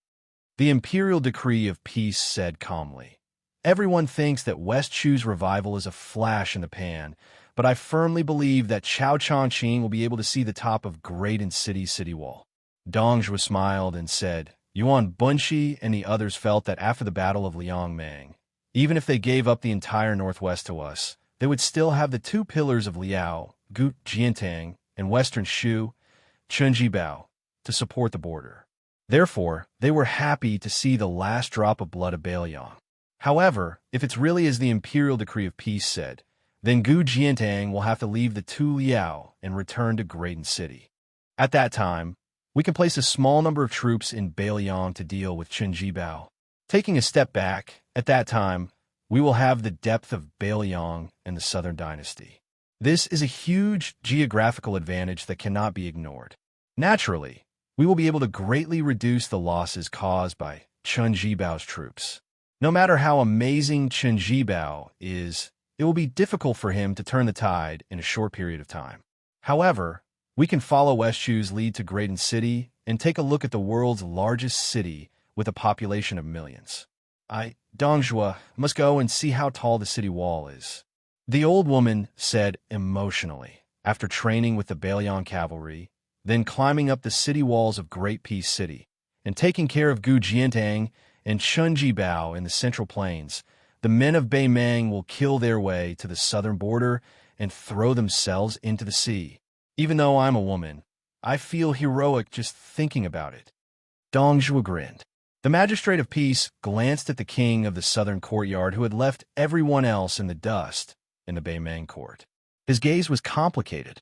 The empress of Beimang raised her hand and patted the fatty's shoulder. She said calmly, as long as you can reach that step, I am not that Liang Xiaodan. I can tolerate a Dong Zhuo who seizes territory. South of Guangling River, everyone can have the surname Dong. I want the history books to remember the name Dong Zhuo for hundreds and thousands of years. After 100 years, she looked to the south and laughed loudly. In the future, whatever the surname of the world, I have no children. I don't care.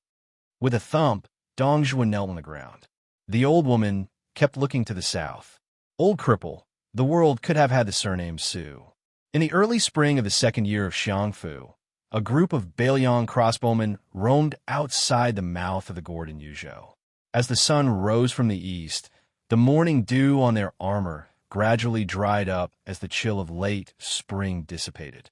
Each of these elite scouts rode 2 horses. Their mounts were the best war horses from the largest pastures in Beiliang. With a great battle imminent, the best horses from the various pastures were given to these special troops first. Compared to the battle lines in Liangzhou, where an arrow was knocked on a bow and could be triggered at any moment, Yuzhou, which had more strategic advantages, made people feel more at ease.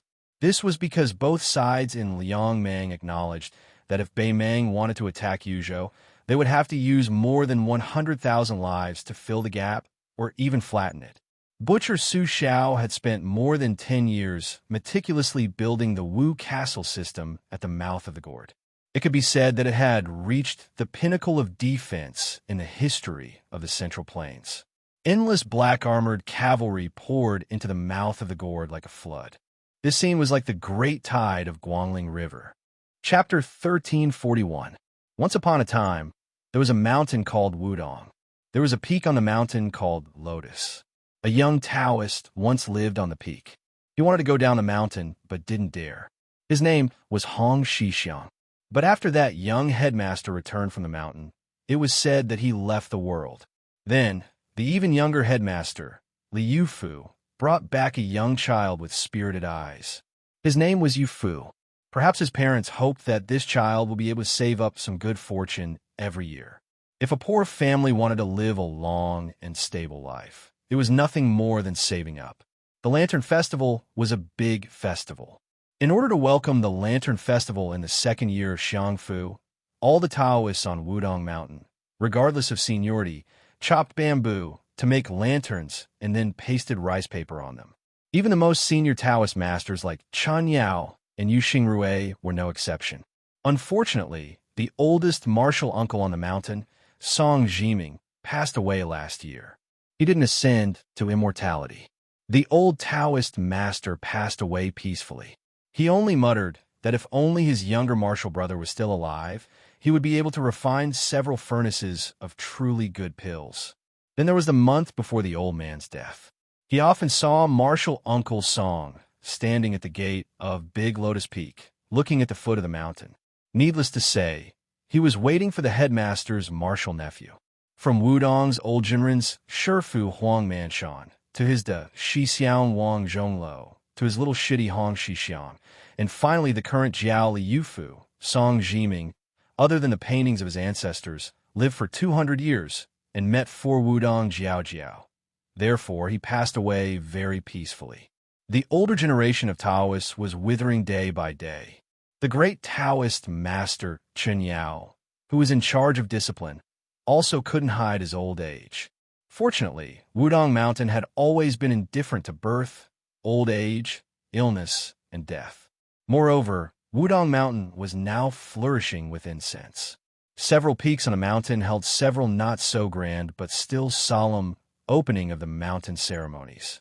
Even though it was close to the Lantern Festival and the sky had not yet brightened, there were still many good men and women who started to climb the mountain to burn incense. It was different from the many Taoist temples in Liang that would specially open a back door for high officials and dignitaries, and the common people could burn incense for a lifetime without being able to burn the first incense. In Bailiang, as long as you were early, the common people could also burn the first incense on Mount Wudong. There was an endless stream of pilgrims on Mount Wudong's Southern Divine Avenue, and there were even many foreigners who spoke with foreign accents. As Beimang's army was marching south, the three prefectures of Bailiang were like a funnel, and the population was plummeting. These foreign pilgrims were like carps swimming against the current, which was enough to show the prosperity of Mount Wudong. There were even rumors that the imperial court would soon transfer the title of Mount Longhu to Mount Wudong to appease the people of Bailiang. Among the incense-burning army, there was a young man and woman who looked like a young couple. Probably because they were from a small family, they did not wear embroidered clothes or mink coats, nor did they have intimidating squires. They did not even have a lantern. They were climbing the mountain together with another family they met at the foot of the mountain, and they used the family's lantern to make their way up the mountain easier.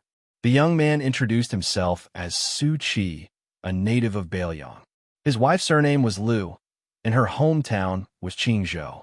In his words, she was married to a chicken and followed the chicken and dog, which was why she had come to Bailiang to suffer hardships. The large family traveling with them consisted of 4 generations, a total of 16 people. The old man's surname was Yan, and he was 80 years old. He said he was Taoist Guangling, and he had been an official in the capital as well as a local official. He had only returned to his hometown last year. The old man spoke humorously and was extremely talkative. Along the way, he chatted with Su Qi about what he had seen and heard in the north and south of the Yangtze River, adding a lot of laughter to the boring mountain journey. Although Su Qi did not say anything surprising, he was able to pick up on the old man's words every time. Other than the old man, the other 2 men of the Yin family originally did not like this so-called Bailiang barbarian. This cannot be blamed on their arrogance. Among the many territorial disputes in Liang, Bailiang, where Su Xiao was in charge, and Nanjiang, where Zhao Bing, the Prince of Yin, was in charge, had always been the big brother. Not to mention the second brother, both were barbarian lands in the imperial court. They could not even compare to the 2 Bailiang. As a result, there was once a big joke in the imperial court. They remembered that the first Bailiang scholar had passed the imperial examination like a carp leaping over the dragon's gate, becoming a Jinshu. This made Taiyan's city very surprised, and they wondered how there could be scholars in Bailiang. As a result, Many people helped that scholar search the family tree. When they finally found out that the scholar's ancestral home was in Jianzhou of the Central Plains, they felt relieved. However, they did not care about the fact that the scholar had been born and raised in Lingzhou of Beiliang for many generations. It was not until Yin Jieshi became a relative of the imperial family, and then a grand scholar of the palace hall, Jean Lanting's meteoric rise, and the great scholar of Confucianism, Yao Baifeng, came to the capital to preside over the imperial college that their terrible impression of Beiliang as uncivilized was slightly improved. They pinched their noses and admitted that Beiliang also had a family tradition of scholars. The distance from the main peak of Wudong's Golden Peak to the southern Divine Path was 12 miles. It was also a mountain road. With the old and young of the Yin family, their legs were weak and they walked slowly. By the time the first morning bell rang, they were only halfway there. They rested at the pavilion for travelers and pilgrims to rest. The old man took advantage of the first rays of dawn to look into the distance. Su Qi and his wife stood side by side, admiring the scenery below the mountain. After the old man retracted his gaze and sat down, his young great-grandson immediately ran over to massage his legs and feet.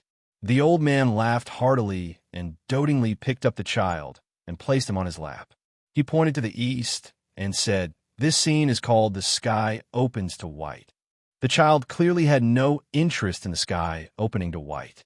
He raised his head and asked in a childish voice, "Great-grandfather, is there really an immortal on the mountain like my mother said? Can immortals ride on the clouds?" The old master of the Yin family laughed heartily and stroked the child's head. He did not get an answer. He only turned his head to look at the mountain peak shrouded in clouds and fog. He sighed softly and said, "I don't dare to speak loudly for fear of alarming the people in the sky." Chapter 1342. The child, who did not get an answer, kept pestering him. The old man could only say, "As scholars, we must scrupulously abide by the saint's words of not speaking of strange forces and chaotic gods. However, I can still talk to you about something else. In fact, when I was young, I used to travel under the guise of traveling and secretly went to visit immortals in green robes with a sword. Perhaps I didn't have a lucky chance, so I didn't meet those masters with white hair and youthful faces in the eyes of the world. However, when I was middle-aged, I went to the Taoist master mansion on Longhu Mountain with many people and met the old Taoist master of that generation. However, we didn't have the opportunity to have a deep conversation. After all, at that time, my official status was too low and I was only at the bottom. At that time, I felt that being an official was inferior to cultivating Tao. There were so many scholars in the world, and it was so difficult to become a scholar after the death of a grand tutor. There weren't many people who cultivated Tao in the world, so it was relatively easy to become a first-rank official. The child was disappointed. "Great-grandfather, then why did we come all the way to Mount Wudong? My father said that his bones were about to fall apart from the bumpy ride." A young Confucian scholar nearby suddenly blushed. The old man stroked his snow-white beard and smiled. "Great-grandfather has never seen immortals, but when I was in charge of a region, I met a Taoist priest of the same age. We had a pleasant conversation, and that Taoist priest taught me a set of body nourishing techniques. The reason why great-grandfather can live to this age is because of that Taoist priest's kindness. Although so many years have passed, I still remember that Taoist priest appearance very clearly. He was tall, benevolent, righteous, and heroic, with the style of an ancient wandering scholar. Compared to the yellow-purple noble of the celestial master's residence, he really didn't have any arrogance." The old man sighed. That Taoist priest was the previous leader of Mount Wudong, called Wang Zhonglo. I only found out that he was the leader of Beiliang's Mount Wudong after a long time. So before I was completely buried in the earth, I hurried here to take a look. At the same time, I also want to see how high Beiliang's northwest sky was. Because when great-grandfather was an official in Taiyan City, there was an imperial censor who impeached a person.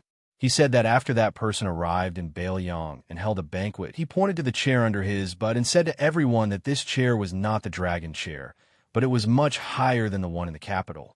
The old man's son was almost 60 years old. After hearing this, he laughed and said, "It's most likely nonsense." The old man nodded. Bailiang Su Chi, who had been watching the old man carry his great-grandson, did not say anything. He turned around and silently looked into the distance. His wife held his hand, tilted her head, and asked softly, "Is it true or not?" It was indeed the Su Fengyan's Su Chi. He said softly, "It's true. I was still young at the time. I was sitting on my father's lap. He was actually the one who said this to me. He probably wanted to tell me that being an emperor was meaningless." Su Fengyan gripped Lu Qingyan's slightly cold small hand, quietly revealing the truth. Officials retiring at 70 is Liang Imperial Court's rule. Being able to retire at 79 is not something anyone can do.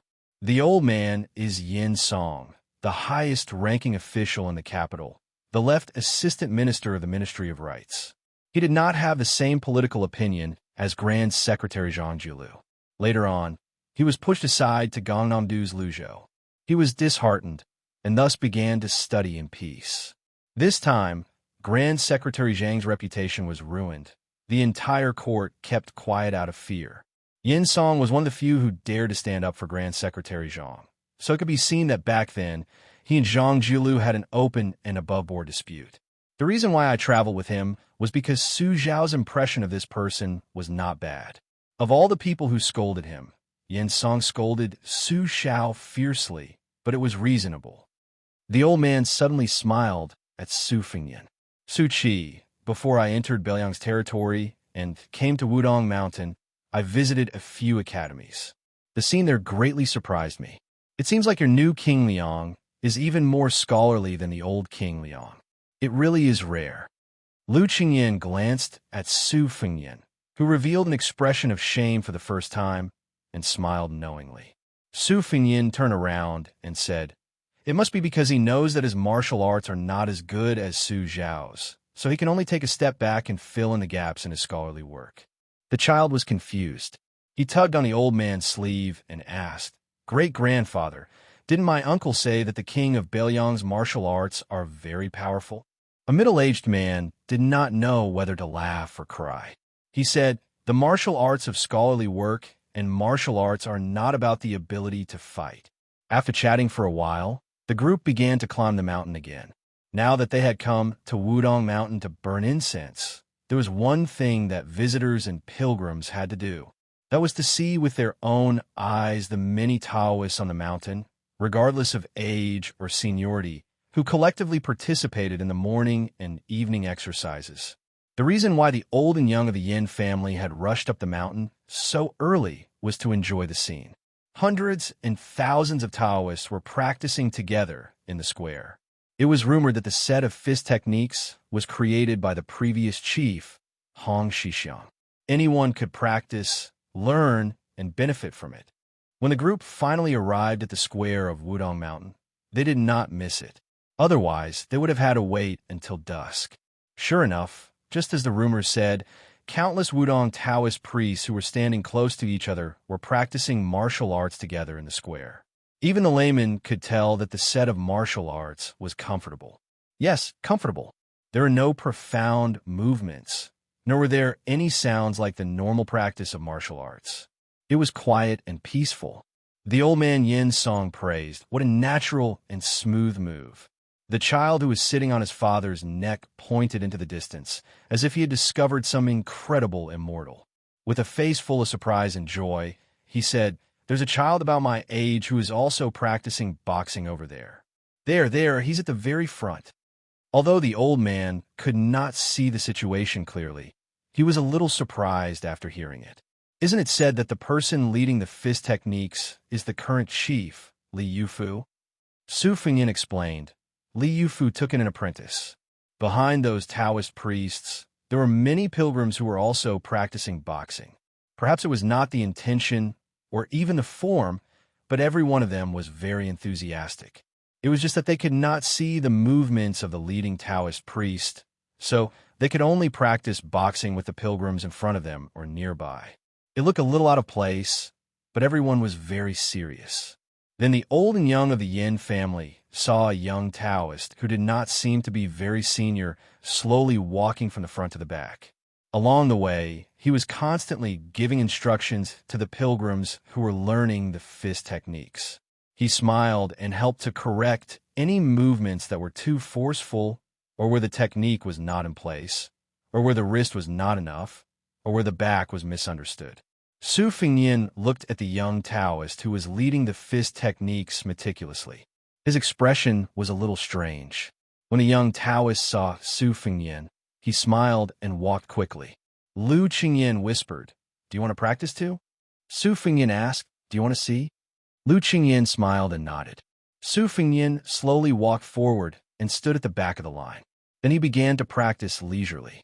The young Taoist was stunned for a moment. Then he stood beside Su Fengnian.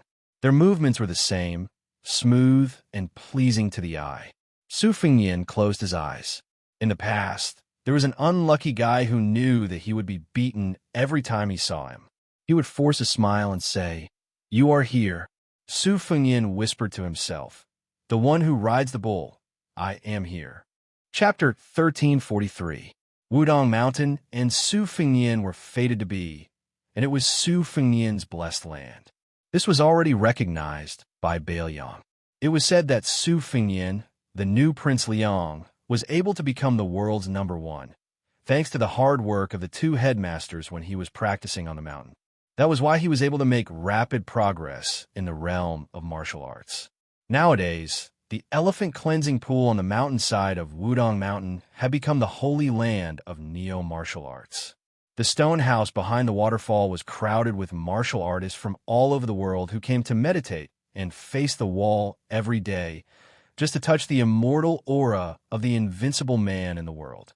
Every now and then, there would be people fighting for a place. This disturbed several young Taoist priests who were in charge of cleaning the elephant cleansing pool. They often complained to their master that it was delaying their practice and desperately begged for a change. Later, the headmaster, Li Yufu, let his disciple, Yu Fu, take over the responsibility.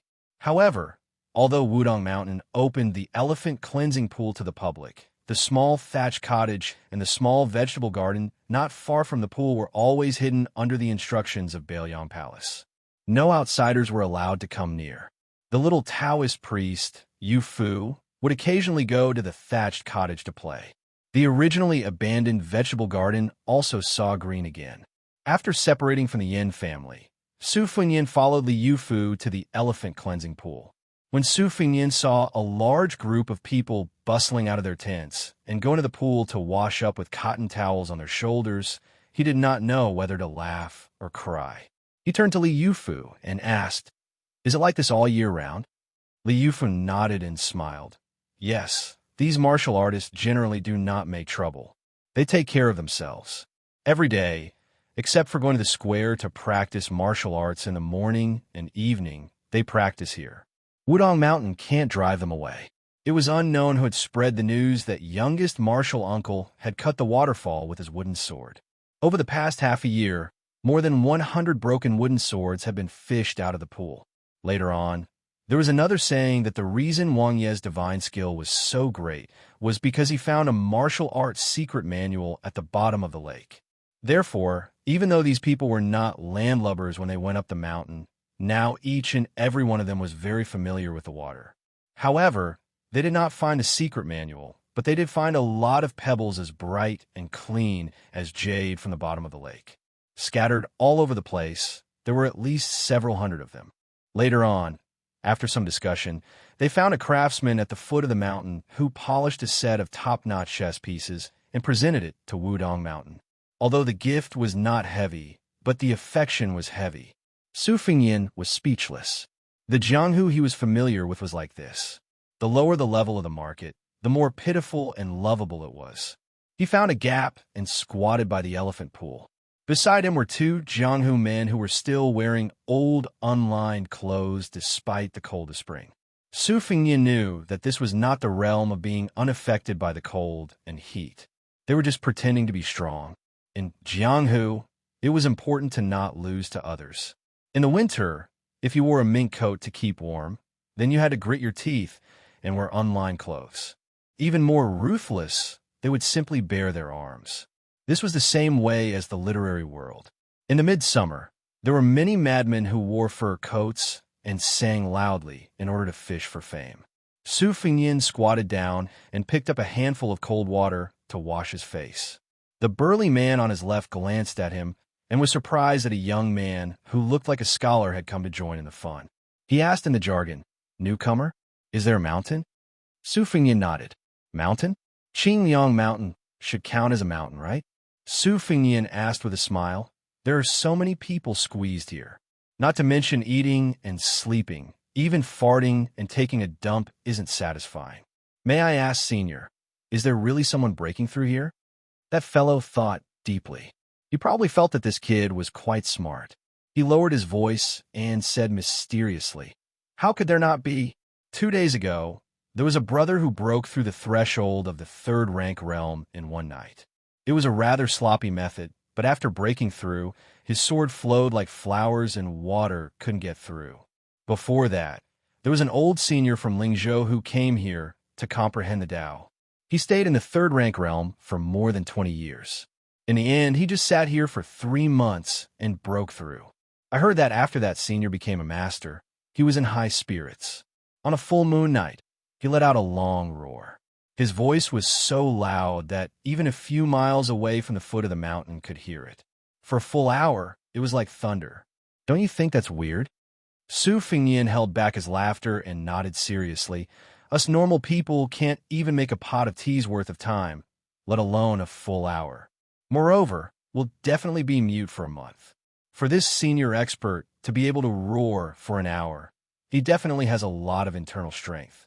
He's definitely in the master realm." The swordsman on the right secretly shuddered as he washed his face with cold water. He rolled his eyes and said, "Little brother, don't listen to little kitten Kong's nonsense. What clear and long howl? What half an hour? Those are all nonsense. Who would be bored enough to shout for half an hour? Besides, isn't that old man afraid of disturbing the rest of the Wudong immortals? I, Su Shiying, don't respect any martial path master. I only respect the Taoists on this mountain. They're really skilled. My grandfather's grandfather personally saw old ancestor Huang. My grandfather also received help from old sect leader Wang. When sect leader Wang split the river with a finger, my grandfather was watching from the side of the river. Now that sect leader Li is also an expert. Just looking at his fist, I have to give him a thumbs up. The man whose real name was Kong Dahu, but who was ridiculed as Kitty Kong, turned his head and looked at his brother, who gave him a thumbs up. He laughed. Forget it, Su Shiying. You're always bragging about your relationship with the king of Baoyang. Other than the two words Su and Su being homophones, the two of you are like heaven and earth. Not even half a copper coin. Su Shiying fiercely threw the cotton towel on his shoulder and glared. My grandfather was one of the first old soldiers to follow the great general to Baoyang. My grandfather still has the armor and an 8-dipper bow passed down by my grandfather at home. Kong Da laughed out loud and said, "If your grandfather is really a foreigner like the great general, then why did you say that your grandfather's grandfather had seen the founder of Wudong sect, Huang Manshan? Did you not prepare your boast properly?" Su Shiying felt guilty for a moment and then became angry out of humiliation. He said, "Anyway, my grandfather was born in the 2nd generation of the Liaodong Old Barracks. Before the imperial court used the era name Yonghui, he had followed the great general to the north and south. My grandfather could shoot with the 8-dipper bow on foot and hit 8 out of 10. He could shoot with the 6-dipper bow on foot and hit 7 out of 10. My grandfather said that even the great general praised his archery back then. He said that when he went to Baoyang, he would let the Beimang barbarians know the strength of the Liaodong warriors." Kong Dahu sneered and said, "I've heard that other people say that divine archers can hit 100% of the time, or they can shoot a willow leaf from 100 paces away. Your grandpa, Su Shiying, can only hit 70% of the time. How could he be praised by the general?" Su Shiying, "Oh, Su Shiying, are you not afraid of choking yourself to death with your bragging?" Su Fengnian immediately had a whole new level of respect for Su Shiying, because in the early days of the imperial court of Liang, there was a martial arts examination called the Law of Testing and Equestrian Archery. According to the law, Su Shiying's grandfather's archery skills were indeed excellent. It was precisely because Su Shiying didn't mention anything about shooting with 100 shots that it was more realistic.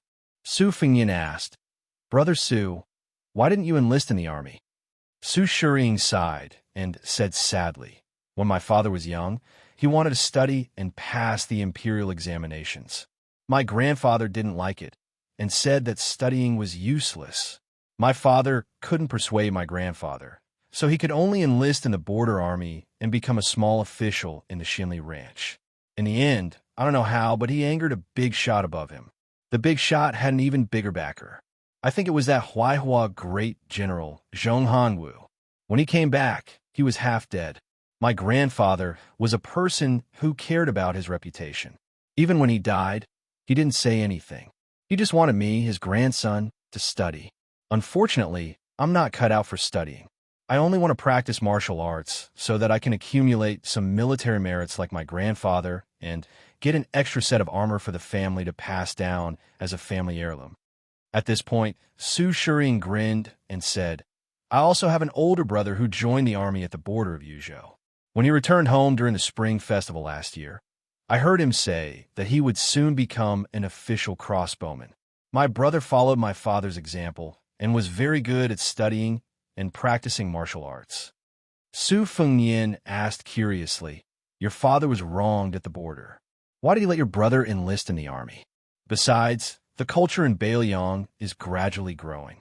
Studying can also give one a good future. Besides, the northern barbarians are coming. It's not safe to be a soldier."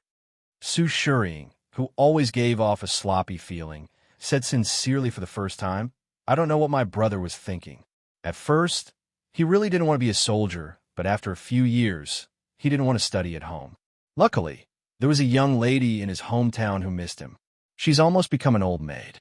But last year, my brother promised his future sister-in-law that as long as he became the most difficult crossbowman in Beiliang's 300,000-strong border army, he would marry her grandly the next time he returned home. As for my father, when he returned home from the border, he only knew how to drink. After my brother joined the army, he drank the most. But in the past 2 years, he drank less and didn't say anything crazy. Especially after the spring festival, he even quit drinking. Last time, when he and my brother went to visit my grandfather's grave together, when my father toasted, Su Shiying didn't continue speaking. He lowered his head and washed his face fiercely. Although Kong Dahu and Su Shiying usually teased each other, their friendship was actually quite good. The Beiliang martial artists who came to the elephant cleansing pool to bask in the glory were divided into different groups. Small characters like them who didn't have any family background couldn't even squeeze into the areas with good feng shui near the pool, let alone meditating and facing the wall in the stone house behind the waterfall. Some of the disciples of sects and schools formed groups, each with their eyes on the top of their heads. Not only did they feast on fish and meat every day, there were also many young female heroes who stuck close to them and messed around in their tents every night. Every morning when they woke up, their faces were glowing. People like Kong Dahu and Su Shiying could only watch enviously from afar. Those who were more daring would go and eavesdrop. Of course, the premise was that they weren't afraid of being beaten black and blue by the young heroes of the righteous sects. Chapter 1344. There was a commotion behind the three of them. It turned out that some people had recognized Li Yufu and his disciple, Yufu. They all went up to greet them. Li Yufu was famous on the mountain for treating people kindly and not putting on airs with anyone. This was not the surface of being smooth and slick, but the spirit inside. This was also the chi of Wudong. Wudong Taoists did not care about seniority or Taoist temples. They all had the homework of reading the fortune sticks for the common people on the 1st and 15th day of the lunar month, and even writing letters on behalf of others. On this matter, an unshakable rule had been set since ancestor Liu. Huang Manshan had read the fortune sticks and written letters for people. Wang Zhonglo was like this, Hong Shixiang was like this, Li Yufu was also like this, and, maybe in the future, the little Taoist boy, Yufu was also like this. Cultivation in Wudong was to cultivate people before becoming an immortal and cultivate oneself before becoming a Taoist. This was the true qi of Wudong Mountain. Su Fengyan and the other two turned to look at the young leader. Kong Dehu introduced him softly. This is Wudong's leader Li, a disciple that the old immortal Yu Xingray took in the Eastern Sea in his early years. Leader Li's temper is very good. There are rumors in Jianghu that he killed an evil dragon in the #1 blessed land of Taoism, Earth Lung Mountain. His cultivation is unfathomable.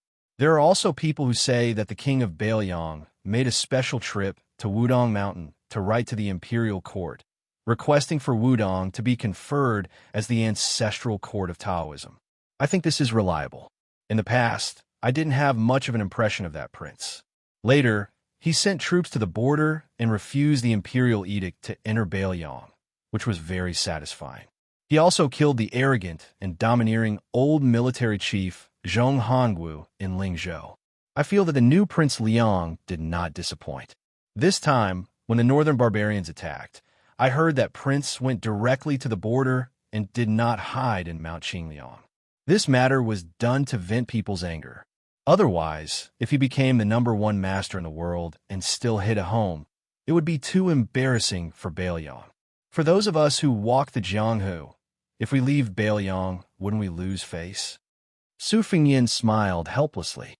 Su Shiying softly said, "If the battle at the border is fierce, I'll ask my brother to introduce us to kill the barbarians. Killing one is worth it, and killing two is worth it." Kong Dahu couldn't help but mock. "You're just a pretty face. If you go, you'll definitely lose money. Do you really think that the northern barbarians are easy to mess with? Those barbarians have been relying on archers and horses since they were young. Their archery skills and horsemanship aren't bad. It'll be useless even if you go." Kong Dahu suddenly sighed with emotion. His Highness has done something wrong. He gave all the good stuff in the tide-listening pavilion's armory to that Wulin Alliance head of Mount Hui. It looks like that purple-clad woman is as beautiful as the rumors say. Otherwise, His Highness wouldn't have been so generous. Speaking of which, it's not a bad idea to leave some leftovers for us martial artists in Bailiang. Let's not talk about top-notch secret manuals, second or third-rate ones. Just give us 1 or 2 of them. Su Shiying spat. "With your little backbone, you want to become a peerless expert? Even if His Highness were to give you a pile of secret manuals, it would still be a dream." Kong Da didn't get angry. "You, Su Shiying, have a lot of backbone. Can't you just give me a few pounds?" Su Fengyan tried to smooth things over with a smile. Wudong's nameless fist technique that everyone can learn has deep meaning. It contains Hong Shixiang's understanding of the Great Tao. I dare say that even if you only learn this fist technique for the rest of your life, you'll benefit from it regardless of whether you've been training in the past. Let's not talk about attaining the Tao and ascending to the heavens or becoming a first-rank expert. After all, it all depends on one's fate. But if you want to talk about strengthening the body and extending life, you'll definitely be able to ask the King of Hell for a few more years. In my opinion, even the 100 secret manuals in the tide-listening pavilion can't compare to that fist technique that everyone can learn. Kong Dahu was skeptical. "Little brother, is this fist technique really that extraordinary?" Su Fengyan nodded and said, "It's just like an article written by a blind person. It looks very knowledgeable, but in everyone's eyes, it's just that. It's not really good knowledge. Similarly, the harder it is to learn a martial art, the higher the threshold. It might not be a good martial art." Kong Dao laughed. "This logic sounds nice, but it might not be true. Which martial art in the world doesn't have a high threshold? Little brother, do you think the old god of swords Li Chuangong's 2 sleeves green snake is hard to learn? How could it be something that anyone could learn? The new god of swords Dong Tai's sword technique. Even a master wouldn't be able to understand it." Su Fengyan, who was rebutted, laughed. "This is the brilliance of Wudong's fist technique. It is also the true meaning of Hong Shixiang's great Tao. The heavenly Tao that people can't reach is like the dangerous path at the peak of Mount Hua. It's just a narrow path. Although there are footsteps, there aren't many people. However, Hong Shixiang's great Tao is the flat path in the world. Everyone can walk on it. As long as one perseveres, even if one's talent is mediocre, one can walk far. Kong Dahu was stunned. He pointed at this brother and laughed. It sounds like a twisted logic, but it does make sense. Su Shiying patted Su Fengyan's shoulder and said, "Little brother, you have good perception. In the future, you will definitely become a famous master." Su Fengyan smiled. "Thank you for your kind words." After the three of them stood up, Wudong's chief Li Yufu was still surrounded by people. The little Taoist child who went up the mountain during the heavy snowfall last year stood outside. He carefully sized up Su Fengyan. For some reason, the child had an unreasonable respect for this mysterious man whose identity he didn't know, but who was able to make his master pay special attention to him. But soon, he felt a sense of closeness in his heart. But in the end, it was more fear than respect. So, from the beginning to the end, the child hid behind his master and didn't say a word to this guy. Just when Su Fengyan and the little Taoist child Yufu's eyes met, and the latter quickly turned his head, a handsome young man dressed in brocade clothes and marten fur crept up to Su Fengyan. He didn't dare to move forward 5 or 6 steps away. His fists were clenched and his palms were sweaty. Behind him was a group of disreputable friends who had nothing better to do and came to Wudong Mountain to admire the scenery and the moon. They didn't care about the chief of Wudong or the fist skills. But now, the officialdom of the old 3 provinces in Bailiang, as well as the descendants of the officialdom, had a completely different impression of a certain person. Especially after the young people who had competed with that person to see who was more prodigal back then added fuel to the fire. They had reached a consensus that the most manly thing in the world was a prodigal son who had turned over a new leaf. After the young man with a look of disbelief stopped, he timidly said tentatively, "I'm Lu Yukuan. My father is Lu Gongxi, the county chief of Danyang County in Lingzhou." Su Fengyan smiled. "Your elder brother is Lu Yushan, the cavalry captain of the Dragon Elephant Cavalry?" At that time, he followed the Longxiang army straight into the enemy's territory and beheaded 12 people. Lu Yukuan, who was the most domineering in the eyes of his companions, suddenly had tears in his eyes and trembled all over, as if he had been struck by lightning. Eldest young Master Lu was about to kneel down, but when he saw the man in front of him gently shake his head, he immediately straightened his knees that had already bent a little, not knowing what to do. Last year, in the farce of the officialdom in Lingzhou, many meritorious generals were forced to take off their armor in front of the public by a young man with the title of Lingzhou General, revealing scars all over their bodies. Lu Yukuan was there to watch from a distance. At first, he did not feel that the scene was very shocking. But later, he saw his elder brother who had returned from the border. His elder brother, who had always looked down on him, almost broke off relations with his father and the whole family, because his father, who was a civil official, made a few sarcastic complaints at the dinner table. Later, he drank wine with his younger brother for the first time and talked intermittently about the war on the border. He talked about how his fellow soldiers died in battle calmly. Only then did Lu Yukuan begin to understand the heavy significance. So Lu Yukuan climbed Mount Wudong in the cold spring. He just wanted to know how the new Prince Liang practiced martial arts.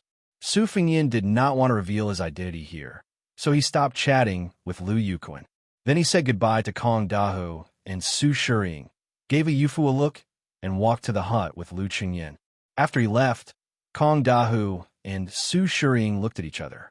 How did this guy get involved with the dignified satrap's son? Looking at the situation, he was at least a figure with a family background of the same level.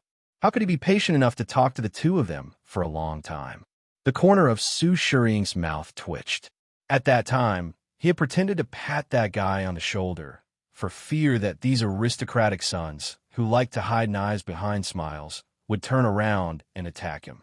He hoped that he would not be put in a sack and sink into the elephant washing pool before he could figure out a master. Lu Yukuan had the courage to observe for a long time. When he saw the king of Bailiang squatting and chatting with the 2 poor martial artists for a long time, he hurried forward and made a toast. He took the initiative to get close to them and said, "Brothers, I am Lu Yukuan from Lingzhou." It is fate that we met. I have wine, the most authentic green ant wine. Why don't the three of us drink it together? Kong Dahu asked stupidly. Young master, you don't charge, do you? Lu Yukuan smiled helplessly and said, You are slapping my face, aren't you? Kong Dahu and Su Shiying went to Lu Yukuan's luxurious silk tent in a daze and drank the boiling hot green ant wine. Around them, a group of playboys in bright clothes were looking at them with admiration, and the eyes of the few young and beautiful heroines were even brighter. When the two finally learned the man's identity, they were dumbfounded.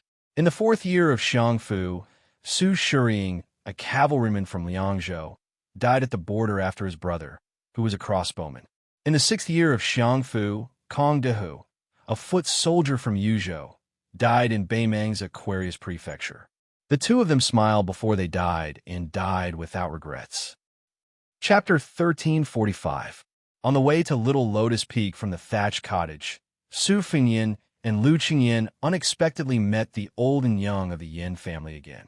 This kind of fate made the old family head, Yin Song, feel quite marvelous. In their conversation, some of the misgivings of a shallow friendship lessened.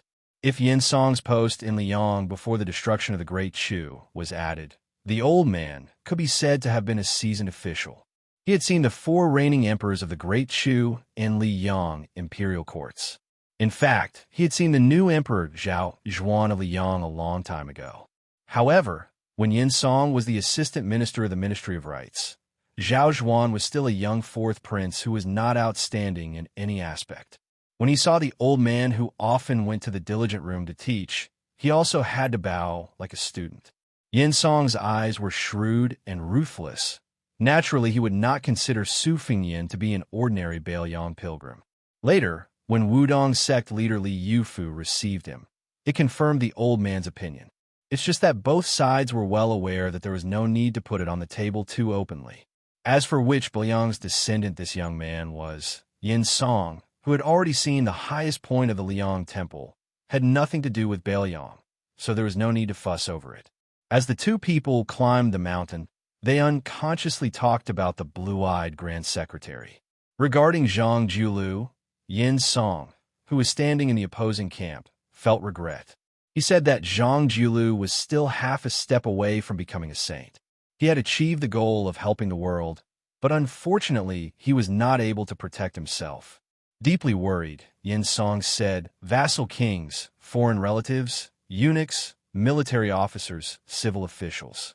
These 5 types of people, if they do not stand upright, are the most likely to cause chaos in the world. Our dynasty's empress is virtuous and virtuous. The foreign relatives have never been able to make a name for themselves, which is the world's greatest blessing. The eunuchs were led by Han, Xianxia, Song Tenglu, 2 heads of the Directorate of Rites. There's nothing to say about their character, but they were all loyal to the Zhao family's Son of Heaven. They were also very cautious in matters of authority.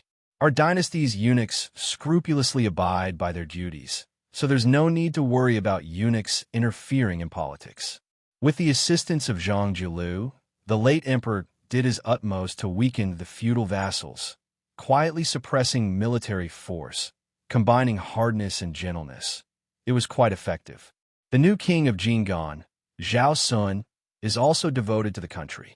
The king of Guangling, Zhao Yi, has no ambition. Your Bailiang is restrained by Beimang. Even if you want to, you are powerless. Then there is only the king of Yanxi, Zhao Bing, who has elite troops and is good at hiding his strength. There is no big enemy in Nanjiang, so Zhao Bing can slowly accumulate power. He must be a big problem for our dynasty. Then Yin Song said self-deprecatingly, as for us civil officials, scholars can't rebel for 10 years. The emperor is the easiest to get rid of. The grand tutor has always been the highest pursuit of a scholar. Even if you can't become a grand tutor, there are so many 2nd and 3rd rank officials that you can be. As for posthumous titles, other than Wenzheng, there are a lot of other titles that can be taken into the coffin. Taking a step back, being an official is not promising, but you can still leave your name in history. That's why I say that we civil officials are the most ambitious, but also the least promising. But Yin Song suddenly paused.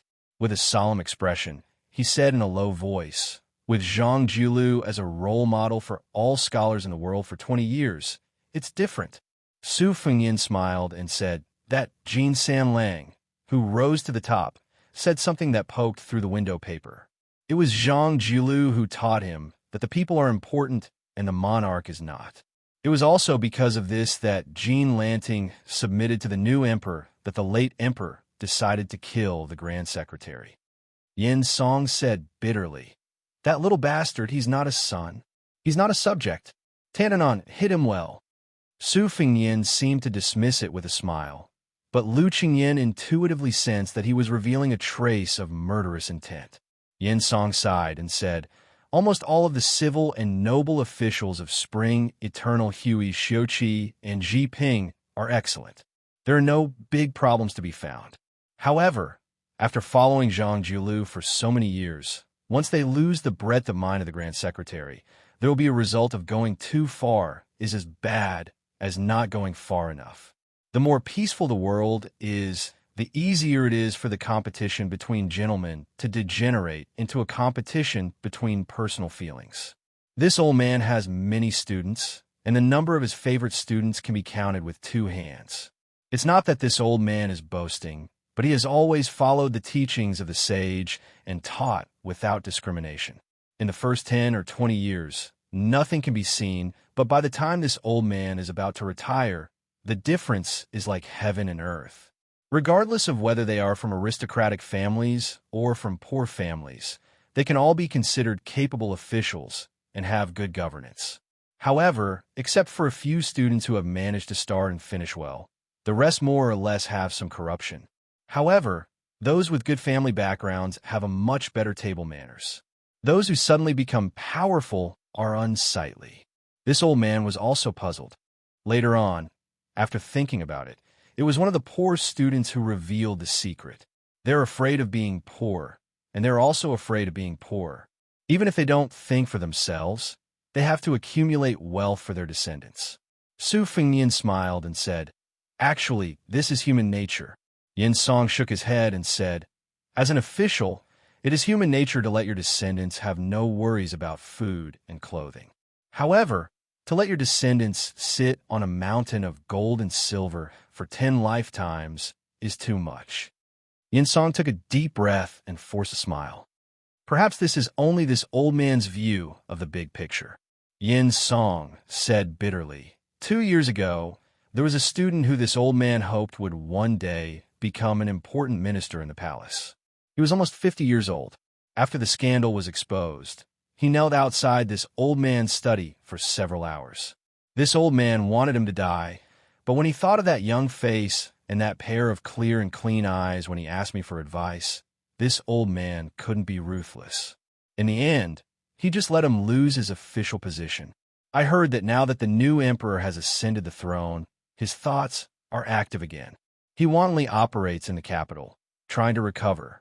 You have to know that the target of his extravagant spending just so happened to be the clan members and nobles that he thought were the rats and worms of the country back then. I still remember that this old man had tried to console him back then. Su Fengyin asked, "Did he succeed?" Yin Song said incomparably self-deprecatingly, "With a lot of money to clear the way and the identity of the student of my political enemy, of course he succeeded. He became the director of the Ministry of Rights. After that, he even wrote a letter to me, his teacher, saying that he would inherit my mantle and become the assistant director of the Ministry of Rights." Su Fengyin clicked his tongue in wonder and said, "This guy's skin isn't thin. It would be great if he came to our Bailiang." The old man asked doubtfully, "Why is that?" Su Fengyin joked, "Just his skin is as thick as a city wall, and he can help block tens of thousands of Beimang soldiers." Yin Song immediately laughed heartily. The other Yin family members beside him also laughed. The long mountain path eventually came to an end. At noon, they arrived at the top of Little Lotus Peak. Looking into the distance, they felt relaxed and happy. Yin Song sighed sincerely to Su Fengyin, who was standing beside him. To tell you the truth, this old man came to Bailiang because someone invited this old man. He happened to be one of Bailiang's students. He said that Bailiang was a good place for people to vent their frustrations. This old man didn't believe him, but that guy wrote 8 letters in one go. This old man was so annoyed that he thought that it would be good to visit the northwestern frontier fortress before he died. He wrote a lifetime's worth of feminine and graceful poems. Who knows, maybe when he's about to die, he'll be able to write 1 or 2 frontier fortress poems that will be handed down for generations. The old man's grandson stood up for him and said, "Grandpa's poems are wonderful." The late emperor praised them endlessly. Even Huang Longshi, one of the top 3 in the spring and autumn period, admired them. What's so feminine about them? The old man, who was in an extremely good mood, laughed and retorted, "Nonsense. What admiration? Don't flatter this old man." Huang Longshi only commented that it was weak and passable. Although he retorted, it was clear that the old man was somewhat proud of this harsh comment that sounded more positive than negative. Su Fengyan smiled and said, "It's not easy to make Huang Xianxia, who never praises people, say that." The old man narrowed his eyes and stroked his beard. "That's right. This old man can only accept such words from an outsider like young Master Su. What's the point of flattering his own grandson?" Lu Qingyan smiled knowingly. This old man was also a wonderful person. Chapter 1346. Lu Qingyan hesitated for a moment and said, "You said that Bailiang is powerless among the vassals, but I don't agree." Yin Song turned his head. "Oh." Unexpectedly, Lu Qingyan only said something that did not seem to make sense. She asked, "I think that as long as the general is here, the world will not be in chaos. Bailiang will not dare to go south, West Shu will not dare to send troops, and Nanjiang will continue to be dormant. What do you think?" Yin Song was silent for a long time.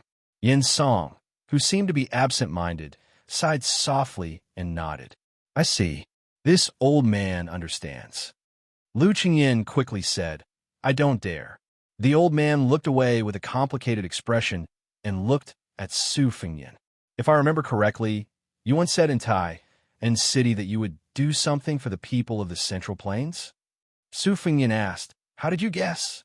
Yin Song said calmly, "For a woman to have such knowledge, she must be the daughter of a big family.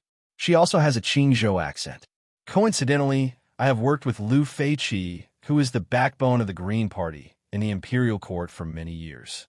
Then, her identity and your identity will naturally come to light." The old man snorted and turned to leave. Most of the Yin disciples did not know why their ancestor's face suddenly turned from sunny to gloomy. They just followed him down the mountain uneasily. They thought that the trip to Wudong Mountain was a trip with high spirits, but ended with disappointment. Lu Qingyan said apologetically, "It's my fault for drawing legs on a snake." Su Fengyan touched her cheek and said softly, "Don't worry. The teacher of our Bailiang's dean has already prepared to stay in Bailiang." Lu Qingyan smiled. A pillar of the country who is not a cabinet minister, but better than a cabinet minister, betrayed the Central Plains and went to Bailiang. This is not good news for the Liang Imperial Court. Su Fengyan nodded. Yin Song is ending his career for the scholars. Lu Qingyan blinked. Song Dongming is very smart. Su Fengyan reached out and tapped her forehead. "Not as smart as you." Lu Qingyan smiled. Su Fengyan explained, "I didn't just accompany you to the mountain to burn incense and pray for blessings. This is my blessed land. To be precise, this is a part of my territory. When I fought with Wang Xinji, if it wasn't for the Wudong Mountain going all out to set up the Zhenwu formation, I wouldn't have had a chance of winning. Ever since he was born, because of his identity, fortune and misfortune were interdependent. The fortune was him, and the misfortune was his family. After I started practicing martial arts, I had many battles where my life was hanging by a thread, but I didn't die every time. Even if my vitality was greatly damaged, I could always recover afterwards. At first, I thought it was strange. Later, when I gradually reached a higher level in martial arts, I understood that the bigger the restaurant, the bigger the customer. I was like a guest going to a restaurant. Although my identity was special and I could often eat exotic delicacies, I still couldn't escape the fate of eating whatever the owner of the restaurant gave me. Huang Longshi had once divulged a heavenly secret, saying that I would probably have to eat my last meal in the next few years, and then there wouldn't be a next meal. This was probably the fate of that me in this life. I guarded the northwest gate, but I died in battle. Bailiang was gone, and 300,000 cavalry were gone. I only left a few words in the history books that I didn't know how to praise or criticize, and then this page would be over. What happens to me in the future will depend on how the heavens write the history books. Su Fengnian's eyes were resolute. But ever since I started practicing the blade, I never thought about accepting my fate. At that time, I was just a useless prince, and I wanted to take revenge against experts like Yang Tai-sui and Lu Haoshi. Later on the mountaintop, I wanted to slay the dragon and the celestials. Now, I want to protect Bailiang. I don't want to eat the last meal the heavens gave me. That's why you've also seen it for yourself. The heavens aren't easy to negotiate with either. Very quickly, the worst situation of northern Meng being pressured by 3 fronts appeared. This might be the so-called retribution of the heavenly Tao. Lu Qingyan held Su Fengnian's hand tightly. The cold wind blew against Su Fengnian's face, and he smiled. You must have suffered a lot to marry me. Lu Qingyan stood shoulder to shoulder with this man. There's joy in the bitterness, and the aftertaste is endless. It's enough for me to eat for several lifetimes. Li Yufu brought his disciple Yu Fu to the top of the mountain. There were several thatched cottages here, and they were all clean. They only saw Su Fengnian standing on the side of the cliff. Lu Qingyan's body was weak, and she couldn't stand the wind at the top of the mountain, so she went to rest in one of the cottages. Li Yufu walked to Su Fengnian's side, but the little Taoist boy didn't dare to come closer. He stayed a few feet away from the two. Su Fengnian whispered, "Is it easy?" Li Yufu looked back at his disciple and smiled. "It's more troublesome than I thought. This child is stubborn and likes to get to the bottom of things. A few days ago, I helped an old man who came to the mountain to burn incense. It was a bad lot, and his grandson was going to die at the border. This disciple complained about what I did at that time and was angry with me for several days." Su Fengnian curiously asked, "How did you do it?" Li Yufu replied, "I didn't tell the old man the truth. I only said that it was a good lot, and it's half a blessing and half a curse. It depends on fate." Su Fengnian asked, "What did the child complain about?" Li Yufu said helplessly, "He complained that I shouldn't have lied, or I should have been a good person to the end and changed the lot for the old man's grandson." Su Fengnian thought about it and didn't say anything. He wasn't the little Taoist boy Yu Fu, so he naturally knew the complexity of the matter. He sighed. It seems that the old chief, Wang Zhongluo, must have suffered a lot when he had such a little junior brother. Li Yufu smiled, but didn't say anything. Su Fengnian whispered, "I've squandered most of the aura of Mount Wudong. I'm sorry." Li Yufu shook his head and said, "Since ancient times, mountains and rivers have spirits." Su Fengnian asked, "Aren't there immortals who are spirits?" Li Yufu smiled and said, "Huang Longshi said that there were immortals in the world, and then there were no more immortals around. The more people know about it, the more they value chivalry. At that time, chivalry will become the backbone of Jianghu and the world.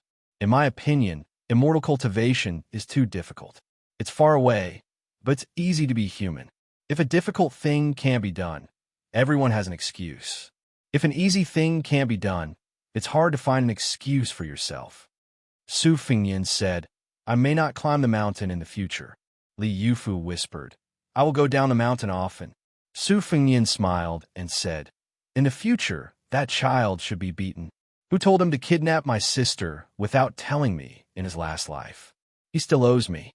Li Yufu smiled and didn't say anything. Su Fengnian didn't rush down the mountain. Instead, he stayed at the top of Small Lotus Peak. Lu Qingyan sat with him at the turtle-carrying tablet for a while and then went to sleep. When she woke up the next day, she didn't know if she had a dream. She seemed to have seen a scene in a day's last night, but she couldn't be sure.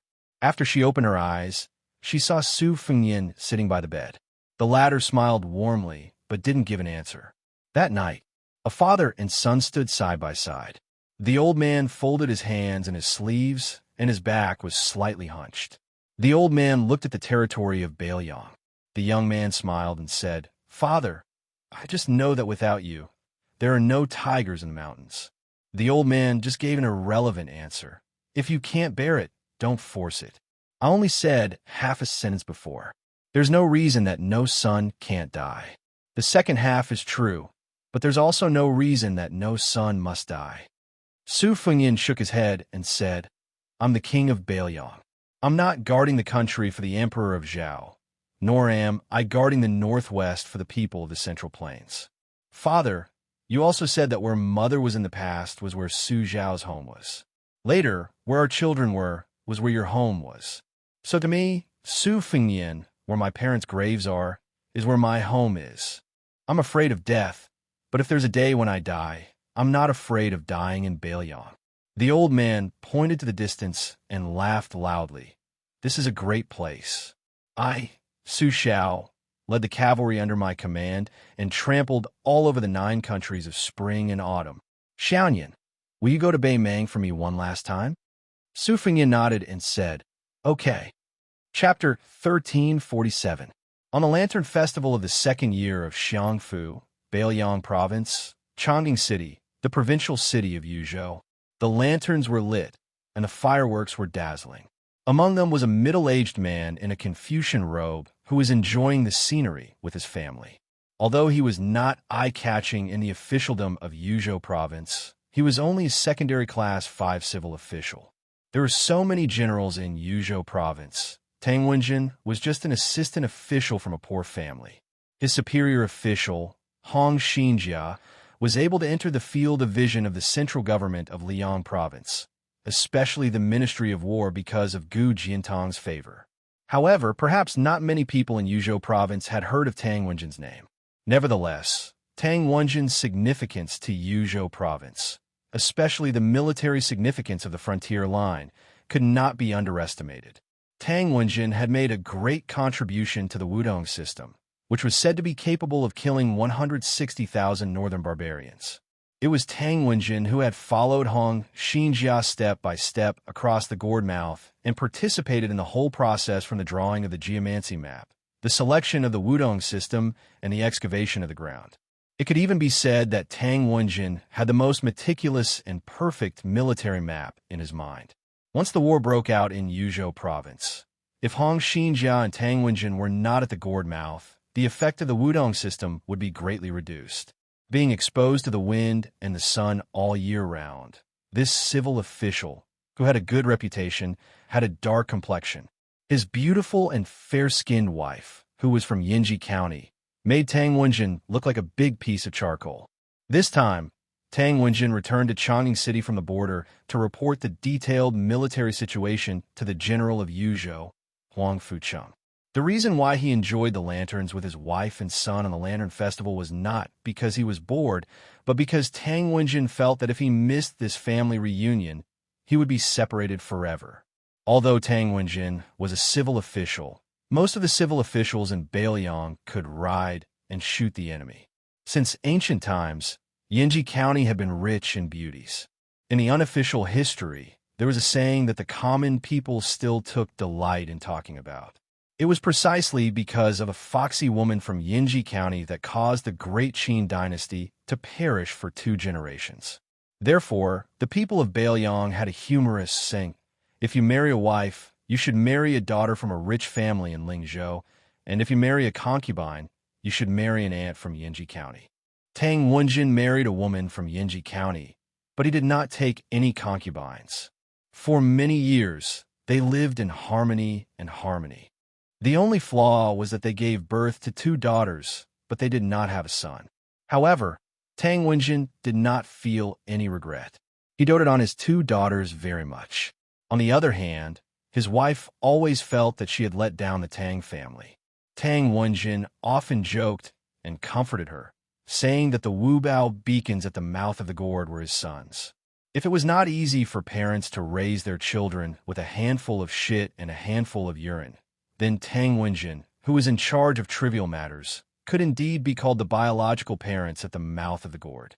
Tang Wenjin had some solid martial arts skills, so it would not be difficult for her to kill 3 or 4 northern barbarians. Moreover, it would only be meaningful if there were many skills in the army that could be used in a battle formation. Naturally, it would not be enough to deal with the top experts of the Jianghu. Tang Wenjin was a scholar in her bones, and she had never planned to play catch and kill with any experts in this life. Therefore, Tang Wenjin did not know that in the crowded crowd, there were no less than 10 pairs of eyes paying attention to him. Those gazes were all like dragonflies skimming the surface of the water. They were experienced and were not even enough to make Tang Wenjin have some kind of intuition. At most, he only misunderstood them as lechers who were drooling over the wife beside him. Tang Wenjin and his wife each held the small hands of their daughters. It was inevitable that he was a little absent-minded because his mind was on the mouth of the gourd. He was thinking about which Wu castle needed to be strengthened, which beacon needed more manpower, which post road, and which pass needed to be assigned scouts. In the army of Bailiang, young civil officials such as Hong Xianxia and Tang Wenjin, as well as the new Honglu General Cao Xiaojiao, were forcibly classified into the Chun faction. Besides being in their prime years, these border officials were more or less influenced by the former governor of Bailiang, Chen Zhibao. They believed that details would determine the war situation. Therefore, they had a lot of differences with the veteran generals such as Yin Wenwan and Chen Yichui. When the king of Bailiang changed, many people were afraid that they would be suppressed and purged. Thankfully, Su Fengyin did not touch the bottom line of these hardcore people after he took the throne. On the contrary, many of these hardcore people were promoted more or less. Undoubtedly, Cao Xiaojiao, the #1 troublemaker in Yuzhou province, was a typical example.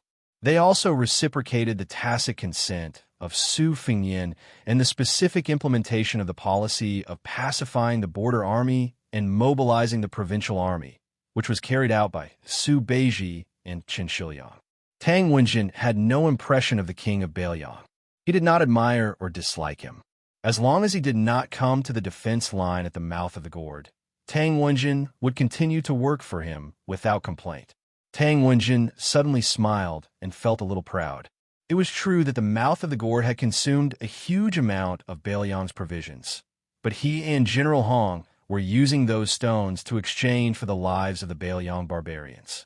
It was a good deal for Bailiang. The late emperor of Liang, Zhao Dun, was an open-minded ruler. Although he and the empress lived a simple life, they did not forbid women from wearing makeup. Bailiang was far away from the emperor, so they did not know what it meant to overstep their authority. Although the people were poor, their families were not poor. Every festive season, rich and powerful women would compete with each other for beauty. As long as they had money and dared to wear it, they would not be restrained even if they wore phoenix coronets and robes. At this time, in the crowd, there was a young woman who imitated the heavenly treasure makeup style of the old Southern Tang imperial women. She had a graceful figure and a personal maidservant who combed her hair into a bun. One of the two women was plump and the other was slender. They complemented each other very well and were very eye-catching. Many idlers who liked to wait for an opportunity to take advantage of them swarmed over. In order to block the disaster for her mistress, the maidservant had already dropped several of the exquisite little combs made of gold, silver, and jade. However, it was still impossible to guard against them. The young woman's delicate buttocks still could not escape from the disaster.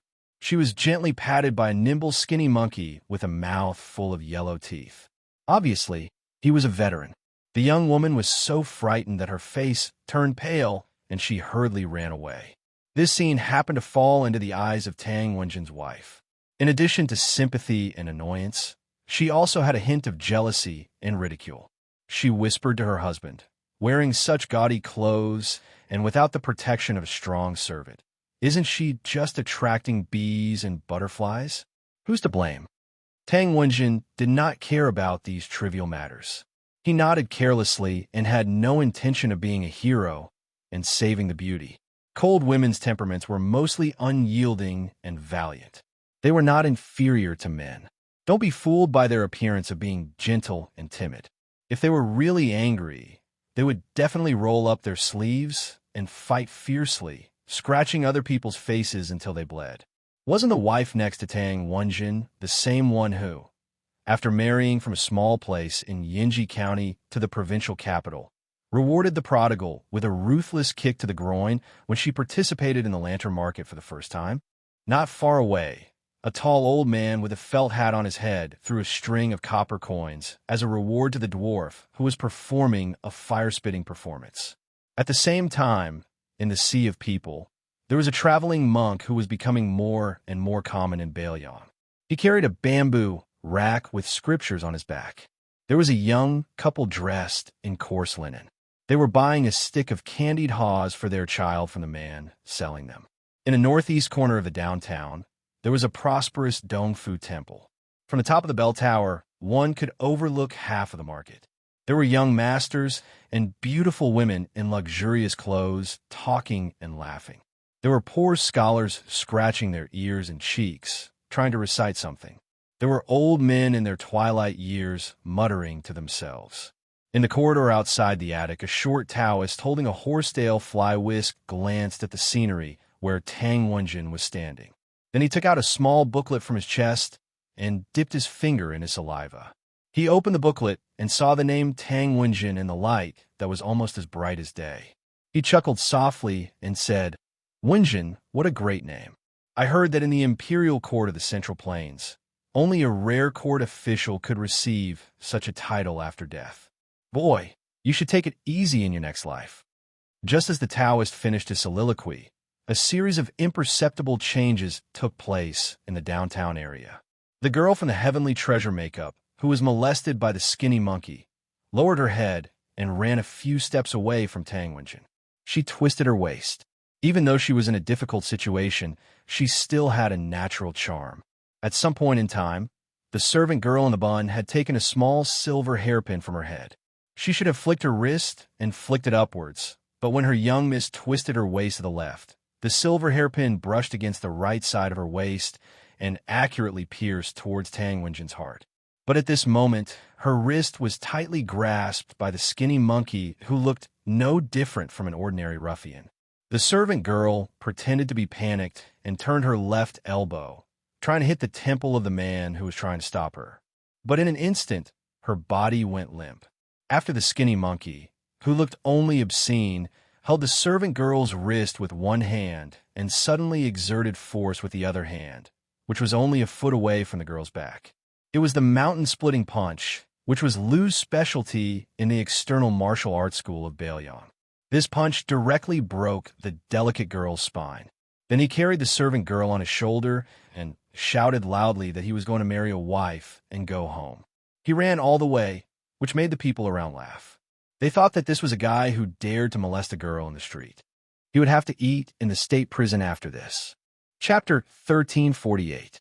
The skinny, monkey-like man who was running with the woman on his shoulder had an obscene smile on his face, but his eyes were actually very deep. As a direct descendant of the Lu family, the first in external martial arts in Balion, although his name did not appear in the genealogy of the Lu family, his skills and temperament were naturally the best. In fact, he was an A-class master of the whisk room who had been lurking in Chongqing City in Yuzhou province for many years. At the age of 20, he was already a level 3 master of both internal and external martial arts. The maid he killed was not simple either. She was a butterfly catcher from the spiderweb room in Beimang.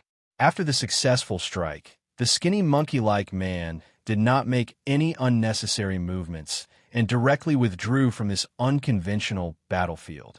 He clearly remembered that when he first joined the whisk room, the senior who led the way only taught him a seemingly simple truth. There was a fine line between killing and being killed. After saying this, the senior smilingly asked him if he understood. Before the skinny monkey-like man nodded, he was sent flying backward.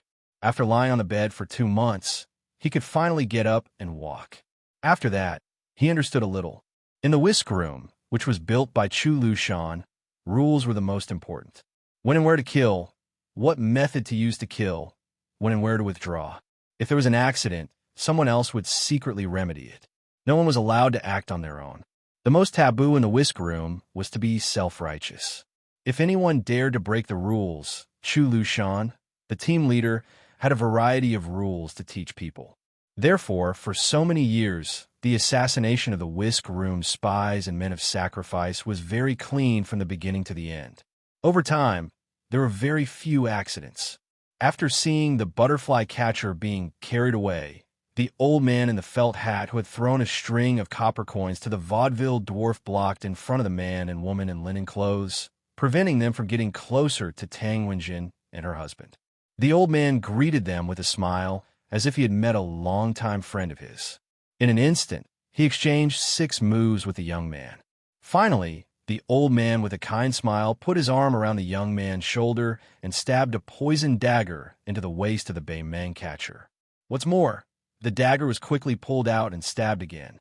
The young woman who had disguised herself as the butterfly catcher looked at all of this as usual. Even when the old man in the felt hat supported her husband and quickly moved away from her, she did not move. However, the corners of her mouth were slightly raised. When the old man in the felt hat realized that something was wrong, his head seemed to have been hit violently, and he leaned back. The old man, with blood oozing out of his forehead, saw a young child standing not far away. The child, who looked innocent, tilted his head and gently spat out the second hawthorn seed. Then the old man in the felt hat, whose vision was blurred, laughed. The butterfly catcher hurriedly squeezed into the crowd and disappeared in an instant. However, the child, whose real age could not be guessed, was left behind forever. There was a wooden stick that was originally used to skewer the candied hawthorn on his forehead. The honest old man who was selling candied hawthorns on the street picked up the child and quickly walked to the old man in the mink hat who was about to fall back. He inserted the stick that was full of candied hawthorns into the ground and freed one hand to support his old friend and the dead catcher. The old man in the felt hat was speechless. He looked at his old friend who had quarreled with him for half of his life. His lips trembled, but he could not say anything. The latter's eyes were red. He first wiped the blood on his old friend's forehead and then pulled his old friend's felt hat to cover his forehead. He said softly and hoarsely, "Lao Rong, when the Qingming festival comes back, I'll definitely bring you a pot of good wine that Master Chu gave me last year. Don't worry." The old man in the felt hat leaned back against the stick and slowly closed his eyes. A dozen or so steps to Tang Wenjin's right, a Wutong courtyard's eagle soldier and a Northern Mang dragonfly catcher perished together, both of them using the dagger in their sleeves to kill each other. The two of them sat side by side on the ground, as if they were good brothers who held each other's arms after getting drunk. The young woman in the makeup that day was indifferent to the changes around her. Her only target was Tang Wenjin. The spider web that Li Mibi painstakingly managed had a pair of cocoons, 6 pole lifters, 300 catchers, and 80 butterfly catchers. She was the best among the butterfly catchers. She even had the chance to become the first female pole lift in Beimeng. The premise was that she had to kill Tang Wenjin tonight. The 16 Yuzhou officials that she had killed before could not be compared to Tang Wenjin. Therefore, the death of those butterfly catchers was worth it. One step. She was only one step away from Tang Wenjin, who was still in the dark. Suddenly, the inconspicuous young woman beside Tang Wenjin bumped into her arms. In the corridor outside the clock tower, a burly young man with a sword appeared beside the short Taoist. He leaned his body and put his elbow on the railing. He narrowed his eyes and watched the hidden battle in the downtown area. He curled his lips and said, "What a waste of effort." The old Taoist withdrew his gaze. He seemed to be unwilling, but he still put away the booklet. He put the fly whisk on his arm and said flatly in the Liang official language, "If you want to blame someone, blame your spiderweb for the wrong information. You couldn't even find out that Tang Wenjin's wife was a spy for Bailiang." The young man with the sword had a much more pleasant Liang accent. He sounded exactly like a Central Plains person. He said casually, "I'm just a pole lift who does the dirty work. I'm not an immortal. To be honest, you, the great immortal of the Dao sect, are the ones who are called immortals." The old Taoist did not get angry. There were 135 targets in the booklet. So far, only 37 people have been killed. Not to mention the Jianghu men of sacrifice of our dynasty and the scouts and riders of Bailiang. 1 pole lift, 12 butterfly catchers, and 31 catchers have died in your spiderweb. Isn't the loss outweighed the gain? The pole lift of Beimeng did not speak. The great immortal of the Dao sect frowned. "We don't have any backup for this trip to Chang City. Do you want to join hands with me to kill the heavily guarded Yuzhou General Huang Fujin? The young swordsman with old-age spots on the back of his hand sneered. Apart from you, Chui Wazi of the Dowd sect, who came with me to watch the show, the Yin-Yang face in the princess's tomb, the great music house of the chess and sword music school, and the two on the devil's master ranking didn't show up. Aren't you curious where they are? Why did the five of you only make a few moves along the way? It's not like Bailiang didn't send anyone to guard the front line of the Calabash Cave. Half of the Tide-Listening Pavilion's experts are hiding there, waiting for an opportunity. The immortals of the Dowd sect were good at cultivation, but they were not enlightened when it came to these dirty tricks. Chui Wazi was famous outside the Dowd sect, but his reputation in the sect was average. His talent was average. Not to mention the immortal Yuan Qingshan, who had already attained Dao and ascended. He could not even be compared to the senior brother who had been sleeping in a small building in Shijing with the flood dragon in the vat for 20 years. However, the empress had assigned tasks to all the major sects, so the Dowd sect had no choice but to push him, the great immortal of the Dowd sect. Chui Wazi also knew his own limits. Even though this spiderweb lifting pole beside him had not reached the Fingerxian realm, and he was not even sure if he had reached the Vajra realm, but if the two of them were to really go all out in a fight, the one to die would definitely be him, a genuine Daoist Fingerxian expert. Therefore, among the 5 first pin experts of Jianghu, the other 4 obviously looked down on Chui Wazi. He had no choice but to be an accountant. The old immortal asked tentatively, could it be that State Preceptor Li was targeting Huang Fujin from the beginning? The old man quickly added, or the more prestigious Yuzhou provincial governor, Hu Kuei, in the Bailiang Frontier Army. The spiderweb bandit, who was skilled in disguise, could not help but roll his eyes. Playing the lute to a cow. Chapter 1349. Chui Wazi clenched the handle of the fly brush and said gloomily, I respect Master Li, not you. Don't push your luck. However, the sword did not pay any attention to this virtuous and respected enlightened master of law. Instead, it turned around and stared fixedly at a weak and delicate woman who had previously accompanied a certain silk-clothed young master in a show of cultured elegance. In the general's mansion in Yuzhou, Huang Fujin, dressed in official robes, sat on a red sandalwood chair. In the hall stood an old swordsman who was resting with his eyes closed. He was carrying a heavy sword case. He was the master of the profound finger technique, Mi Fengjie, who had been recruited by the king of Bailiang himself. Compared to Chui Wazi, who practiced the profound finger technique on the bell tower, Michigan Fengjie's profound finger technique was based on the sword. Huang Fujin knocked on the table with one hand and held a teacup lid with the other. He gently fanned the steam rising from the tea in the cup. This powerful general had a mixed reputation in Bailiang, but no one could deny that he was the king of Bailiang's favorite. In Yuzhou, he was probably the only one who could bear the title of trusted subordinate. Huang Fujin could drink, but he did not like to drink. When he drank tea, he only drank strong tea that was so bitter that it made one's mouth feel bitter. Huang Fujin was silent. According to the intelligence reports from Wutangan and Fushui, Beimang's network and Jianghu forces had infiltrated the hinterland of Yuzhou. Although they had spread out in all directions in the beginning, the Eagle Guard and Peregrine Falcons in the dark and the local garrisons on the surface had been exhausted and suffered heavy casualties. Later on, these desperados had chosen a central route to the south.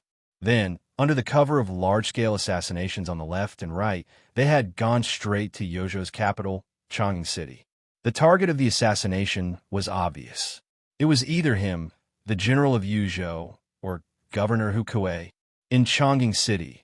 In addition to Mi Fengjie, who had a hidden identity, there were also many second-level Supreme Power Masters in Governor Hu's mansion to protect Hu Kuei. There was also that crazy woman, Fan Xiaochai, who was hiding in the city. It seemed reasonable for Beimang to attack Chang'an City, which was heavily guarded but had plenty of bait. After all, the life and death of Huang Fujin and Hu Kuei could affect the situation in Yuzhou province. Huang Fushi suddenly covered the teacup and said in a low voice, "That's not right. At the same time, on the outside corridor of the clock tower, Beimeng, who realized that his identity had been exposed, lifted the pole and jumped without hesitation, leaving the Immortal of Morality sect to deal with the dangerous woman who had hidden herself deeply. He laughed and said, "Chui Wazi, it's time for you to sacrifice your life for the country. When we successfully kill Yin Wenluan, I will personally send the compensation to the Daoist sect." General Yin Wenluan's tent was not in the hinterland of Yuzhou. It was only 150 miles away from the mouth of the gourd. At first, when a Yuzhou border army heard that a large number of Beimeng assassins had infiltrated, they sent out 20 scouts of each group of 50 people. Great Ancestor Gu was different from Chen Yinshui, who was stationed in Yuzhou. Great Ancestor Gu was in charge of the situation at the border of Liangzhou province. Because he was worried about the safety of the commander, he even asked Zhou Kong, the deputy commander of the cavalry army, to send the most elite crossbowmen to the old general's tent. He completely ignored Yin Wenluan's objection and sent them to the old general's tent in case of any accidents. As the spy reports were sent, it showed that the Beimeng assassins kept coming south. Especially the tent of the deputy commander of the infantry army, Chen Yinshui, was attacked at night. The Yuzhou army suffered heavy casualties. If it were not for the fact that there were enough third-level masters and masters in the ambush, the consequences would be unimaginable. Although the alert of Yin Wenluan's tent did not weaken, everyone was obviously relieved. This day just happened to be the time when the northern Meng cavalry crazily poured in from the other side of the gourd, the smoke of war rising from all directions. Yin Wenluan led 1,000 cavalry to rush to the front lines. Around 1,000 cavalry, the crossbowmen on the 3 white horses and the first-rate scouts of the Yuzhou infantry were carefully and skillfully scouting. The more they did so, the more uneasy Yin Wenluan's guard commander felt when the 10 of them blocked the path of the 1,000 cavalry. At the end of the road, the person in the lead was a woman whose face was covered by a white veil. Beside her was a middle-aged scholar with thin eyes and a long beard. He had a Xiao Yao bandana on his head and a dark purple bamboo flute at his waist. They were the Princess Tomb and Little Thoughts. Chess and Sword Music School, Great Music House. Behind the 2 of them were 2 of the 10 giants of the Beimeng Demon Path. A dwarf sat on the shoulder of a giant. It was a weird scene. The Beimeng Jianghu only knew their nicknames, Iron Horseman and Thirsty Horseman. The latter was especially notorious. Just like the demon Xie Ling, who liked to eat people's hearts and livers, they liked to drink the blood of living people. In the most unsociable position at the back, a white-haired old woman was coughing heavily. She had a delicate and beautiful flower on her head. The other 5 were all outstanding first-rate experts of the Beimeng Jianghu. Yin Wenluan raised her arm, and the 1,000 cavalry suddenly stopped. The old general chuckled and said, "This time, the northern barbarians have quite the appetite." The cavalry commander of the personal army was deeply worried. He urged his horse to Yin Wenluan's side. But before he could speak, Yin Wenluan laughed and said, "Don't worry. There's nothing for us to do today. Just enjoy it. In the end, there's still the existence of 10,000 enemies in the world. We generals who rely on the strength of our soldiers and horses have no choice but to accept it." In the cavalry commander's confusion, one of the cavalry silently stepped out of the formation. A man holding a long spear took off his helmet. This man, who was hailed by the world's famous general, Yin Wenluan, as the enemy of 10,000 enemies, slowly urged his horse forward. Many years ago, during the era when the sword god, Li Chungang, was the champion of the Jianghu, there was a man from Beiliang. 1 man, 1 horse, and 1 spear. He was unstoppable on the Beimeng grasslands. His name was the Spear Immortal, Wang Xiu. After that, the world only knew that Wang Xiu taught a disciple who surpassed his master, the white-robed Chun Jibao. But even the people of Beiliang, and even the king of Beiliang, Su Fengnian, did not know the reason why Chun Jibao was unable to take away the famous spear instant after killing his master, Wang Xiu. It was because someone used an ordinary wooden spear to block Chun Jibao, who was wielding the plum ziching. Looking at the seemingly ordinary cavalry charging with a spear, the leader of the great music house sighed helplessly. "It's Su Yanbing. Our previous plan has become a joke." A gust of wind blew past him and the princess. The great music house felt even more helpless. "You're courting death." The burly steel horseman galloped past them like lightning, and the dwarf laughed cruelly. When the distance between the two parties was about 50 steps, Thirsty kicked the giant's shoulders with both legs and used the momentum to leap forward. The thin and small figure's trajectory in the air was very ghostly and gaudy. In the end, it only brushed past him. The 1,000 cavalry behind Yin Wenluan did not see how the spear-wielding man attacked. They only saw the devilish dwarf explode into a cloud of blood in the air, and then the burly giant turned around and fled with all his might. They still did not see how the spear-wielding man on the horse moved his spear, but the enemy did not dare to run in a straight line. They circled back and forth, battered and exhausted.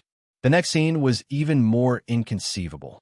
The Beimang demon, nicknamed Steel Horseman, seemed to have been forced into a desperate situation for no reason. He turned around again and charged toward the horse.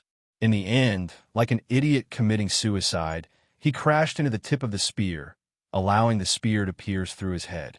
Su Yanbing flicked his wrist lightly and flung the giant corpse away. He continued to charge. It was not that Thirsty and Steel Horseman were too weak to withstand a single blow, but that the opponent they chose to attack with his spear had no chance of survival. In the past, when Wuxia, one of the 4 great grandmasters, fought against others, even if many of his opponents were on the same level as him, there were still very few who could withstand a single blow from him. Su Yanbing had already surpassed Wuxia's peak state by a lot. This was even more so. This meant that the battle between Su Yanbing and Chunji Bao in the future was destined to be a matter of a single spear. Chapter 1350. After the new Xianxia in Liang, they were often not immediately appointed to an official post. Before they were officially promoted to an official post, they were sent to the 6 ministries and 9 ministers to practice their political affairs. This was the so-called Xianxia system. After the new emperor ascended the throne, he went one step further on the basis of the assistant minister of the Ministry of War to patrol the borders established by the previous emperor himself. He created the precedent of the Ministry of War officials observing the borders. This was originally one of the proposals of the king of Jing and Zhao Sun in the past. The purpose was to prevent the Ministry of War from only thinking about military affairs on paper and not being practical. It could be seen that the current emperor of the Zhao family was especially fond of this young vassal king, who was loyal and devoted during the Jingnan crisis. This time, the Ministry of War was leaving the borders of the capital, which attracted the attention of the whole court. The ranks of the officials of the Ministry of War were not high. Among them, the assistant minister of the carriage department, Kong Jinrong, the manager of the military selection department, Gao Tingshu, and the others, and the manager of the military storage department, Yin Qiji. In the capital's officialdom, they were all typical hairless, young faces. There were 2 reasons why the big shots in the imperial court paid attention to them. The first reason was that the first choice for observing the borders was not the expected 2 Liao provinces, where the assistant minister of the Ministry of War, Su Gong, was already coordinating with the Eastern Front. It was the northwestern frontier fortress of the Great Desert Smoke, Bailiang Road. The second reason was that the officials carefully selected by the Ministry of War were extremely thought-provoking. Among them, Gao Tingshu, the new second place, and Wu Songxian, the same year in the officialdom, were able to rise to fame in Tyne City. Obviously, it was not enough to rely on their first or third place status. If it were not for Jin Sanlang, who spared no effort to add fuel to the fire, they would have been eclipsed by the government observation in 2 or 3 months at most. In the Zhao family yamen, where there were many high-ranking officials, the Yonghui era had lasted for more than 20 years, so there was no shortage of Zhuangyin, Wangyuan, and Tanhua. As for the Xianxia, there were even more. Who in the world did not know that Jin Lanting, who had helped Gao Tingshu and helped him, had regarded the Bailiang Su family as enemies? In addition, Yin Shiji and Kong Jinrong's accompanying patrol was even more interesting. The Yin family entered the capital because of a woman, and Yin Jieshi and Yin Shiji became relatives of the emperor. What was even more unexpected was that the fourth prince, who had no ambition, could easily break the unshakable shackles of the imperial family's inheritance by not fighting for power. In the end, he smoothly became the emperor in the south.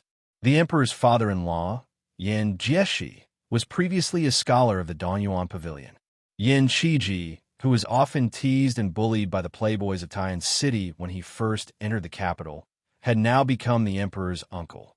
Who did not know that the emperor not only had a deep relationship with the empress, but also had a close relationship with his gentle and elegant brother-in-law before he ascended the throne. Otherwise, how could Yin Shiji, who was also a Jinshi, become the head of the armory department of the Ministry of War? How could he be personally escorted by the assistant minister of the Ministry of Appointments and even have Minister Liu of the Ministry of War personally greet him? Kong Jinrong was also born in Beiliang. His father, Kong Dai, had entered the capital to become an official and joined the second prince's tutelage. Kong Wuxia and Yin Shiji were brothers who could wear the same pants as the king of Beiliang when they were young. Adding on Li Hanlin, the only one left in Beiliang, the four of them had visited at least 70 or 80 brothels together in Beiliang, if not 100. Thus, there was a lot to chew on. Of the four brothers, not to mention Su Fengyin, the hereditary king of the border, even if Li Hanlin had a father who was a second-level official in Liang, what position was he in now? He was just a small crossbow bolt. Moreover, Li Gongda, who was widely recognized as a skilled official, had only been a governor for a few days. But had not even warmed the chair before he was quickly pushed aside by an outsider like Song Dongming. On the contrary, in the capital, not to mention Yin Shiji, who had an extraordinary status, Kong Jinrong was already a powerful figure in the Ministry of War. If they were in any other province, even an old county governor would have to address Kong Jinrong as his brother and treat him with great care. Perhaps the latter would not be willing to accept it. Not long after they entered the border, they received the shocking news that the Beimang army was advancing on 3 fronts. The old men of the Ministry of War intended to take a detour around the relatively peaceful border of Yuzhou as an explanation to the imperial court. After that, they would immediately set off for Jibei to greet Yuan Tingshan, who had recently risen to power. After that, they would go to Liao province and meet with Gu Jiantang and the right assistant minister of the Ministry of War, Su Gong. It was supposed to be a safe and peaceful journey. However, they did not expect that they would encounter such a tricky situation as soon as they entered the eastern part of Yuzhou. Who knew if that northwest barbarian surnamed Su would feel that he had been disgraced by the imperial court and become so bold that he would order the Beiliang frontier army to disguise themselves as Beimang cavalry and wipe out all the officials of the Ministry of War. Among the officials of the Ministry of War, a few old men who had witnessed the dangers of the officialdom hurriedly stopped at a courier station at the border. They discussed for the entire night, but still failed to come up with a perfect plan. However, the young and vigorous Gao Tingshu did not agree with them. Not only did he propose to go straight to the calabash mouth of Yuzhou, but he also proposed to take a look at Huta City, which was the most impregnable pass in the northwest of Liangzhou province. The old men, who were already afraid of the cold, were so scared that their lips turned purple. If not for the fact that the bannerman was a junior in the officialdom who had a good impression on both Gu Jiantang and Minister Liu, he would have been kicked out of the Ministry of War by the time he returned to the capital.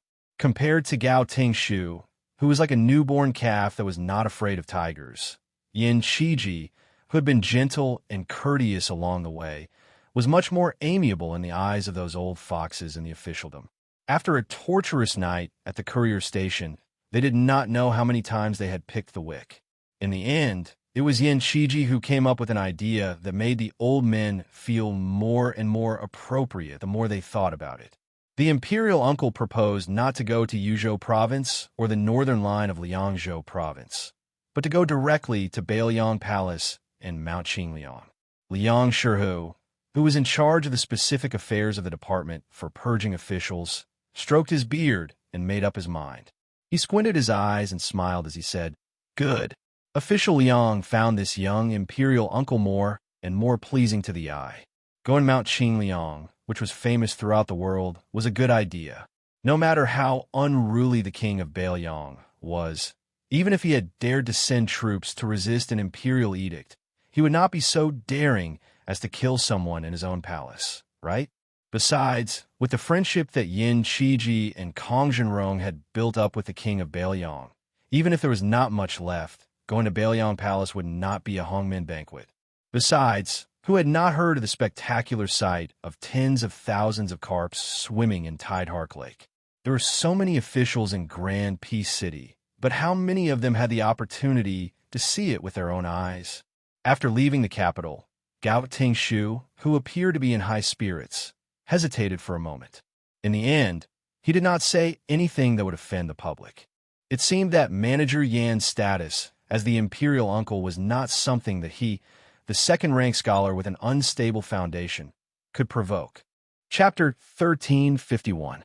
When the political observation team stopped at the relay station bordering Liangzhou to rest, Kong Zhenrong, who was returning to his hometown for the first time since he entered the capital, found Yin Qiji, who was reading Sages at Night.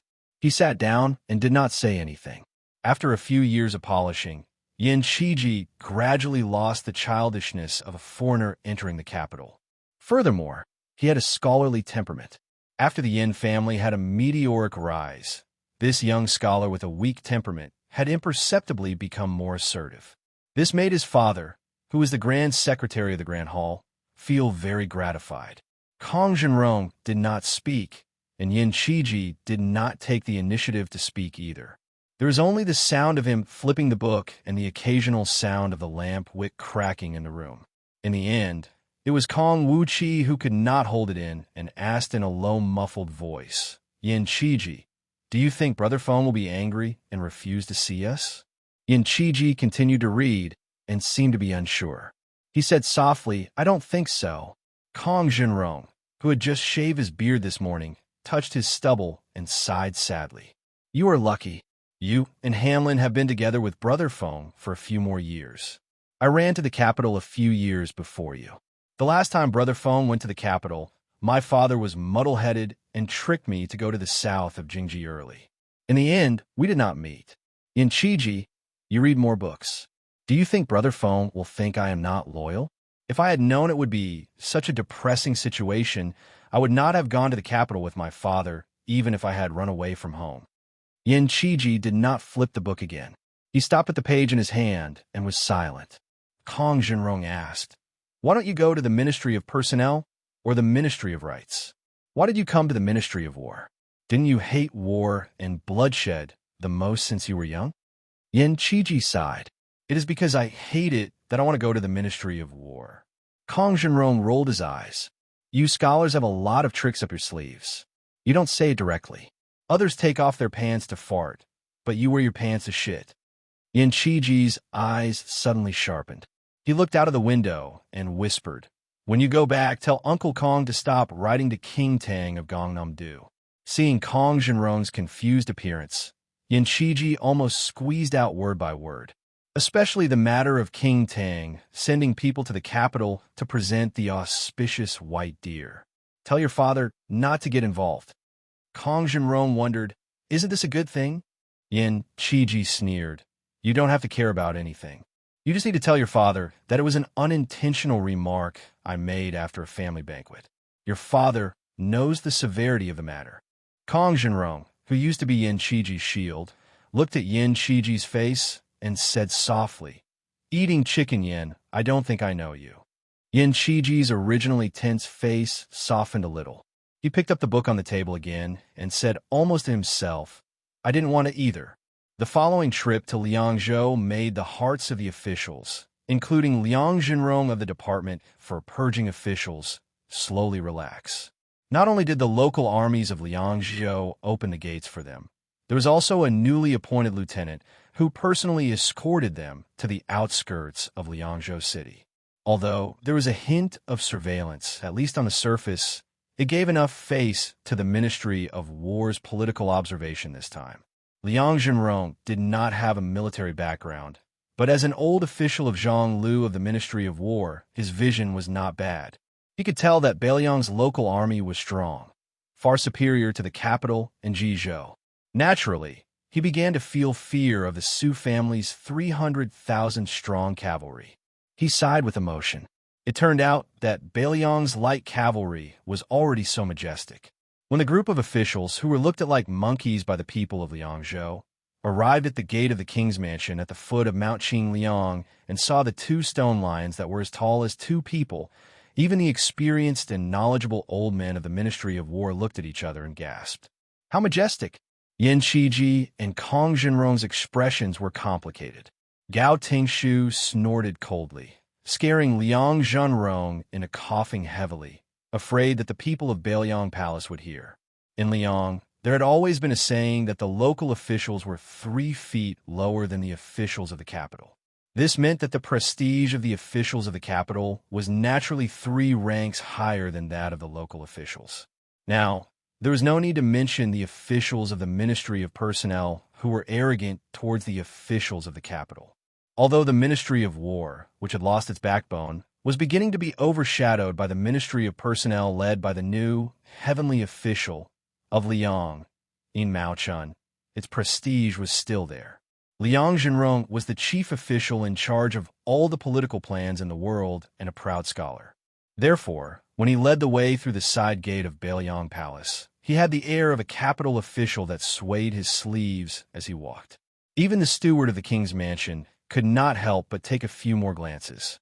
The king of Beiliang, Su Fengnian, did not appear from the beginning to the end. It was the deputy of Beiliang's Ministry of Economy, Song Dongming, who came out to greet the guests. He said that the king of Beiliang was in charge of military affairs at the border and could not leave. Liang Zhenrong and the other old foxes could not wait for the son of a butcher to ignore them.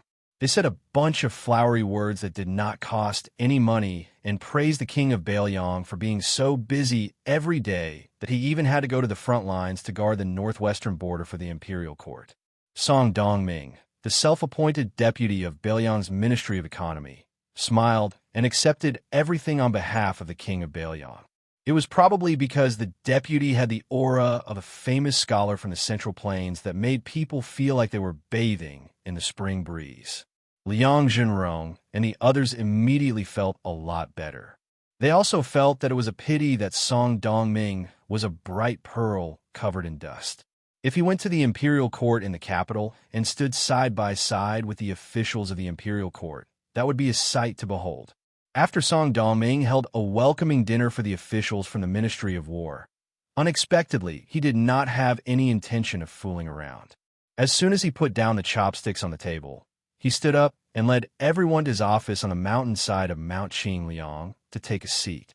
He took the initiative to talk about the Northern Liang Dao military officer's appointment and the border army's promotion and change, including the sensitive and important military affairs. Observing politics from the Ministry of War was a bit like patrolling on behalf of the heavens, but Liang Shihu dared to think this way when he went to Jizhou. How could he dare to be so arrogant in Northern Liang Dao? He had originally thought that they would be lucky if they could eat a few meals and drink a few pots of green ant wine. He had even prepared himself to be ignored. The elders, including Liang Zhenrong, insisted on only listening and not speaking. However, Gao Tingshu was not so particular. He asked many times about the distribution of troops in Beiliang and the specific military affairs at the border. Song Dongming did not show any displeasure and always found some excuse to skip the questions. Liang Zhenrong was originally happy that Gao Tingshu was the first to stick his head out. If he could really find out the truth, it would be a great contribution. However, after the young manager kept asking, Song Dongming narrowed his eyes and lowered his head to drink his tea.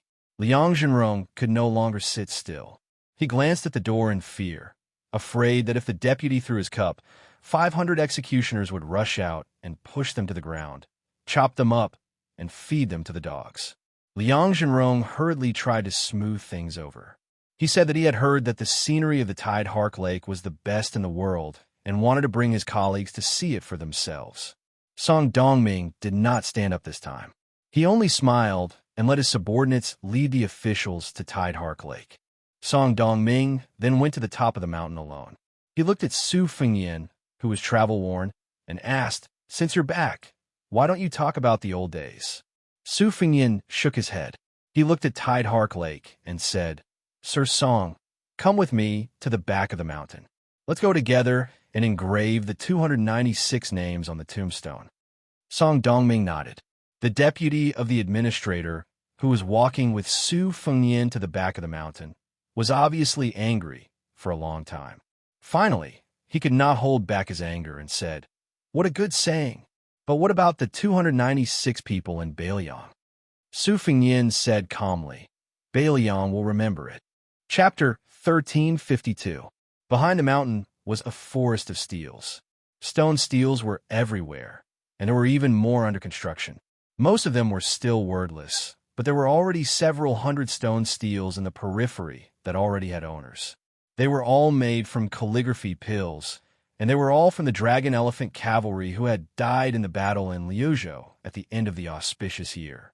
There was an ancient saying that one would be thin if they used ink and fat if they obtained vermilion. Therefore, calligraphy pills were best made with strength and hard bones. The people who had drawn these stone steels were two renowned Bailiang calligraphers. Because Mi Chang and Peng Henian lived in the north and south of Liangshan, there was a saying that the south's muscle and the north's bone.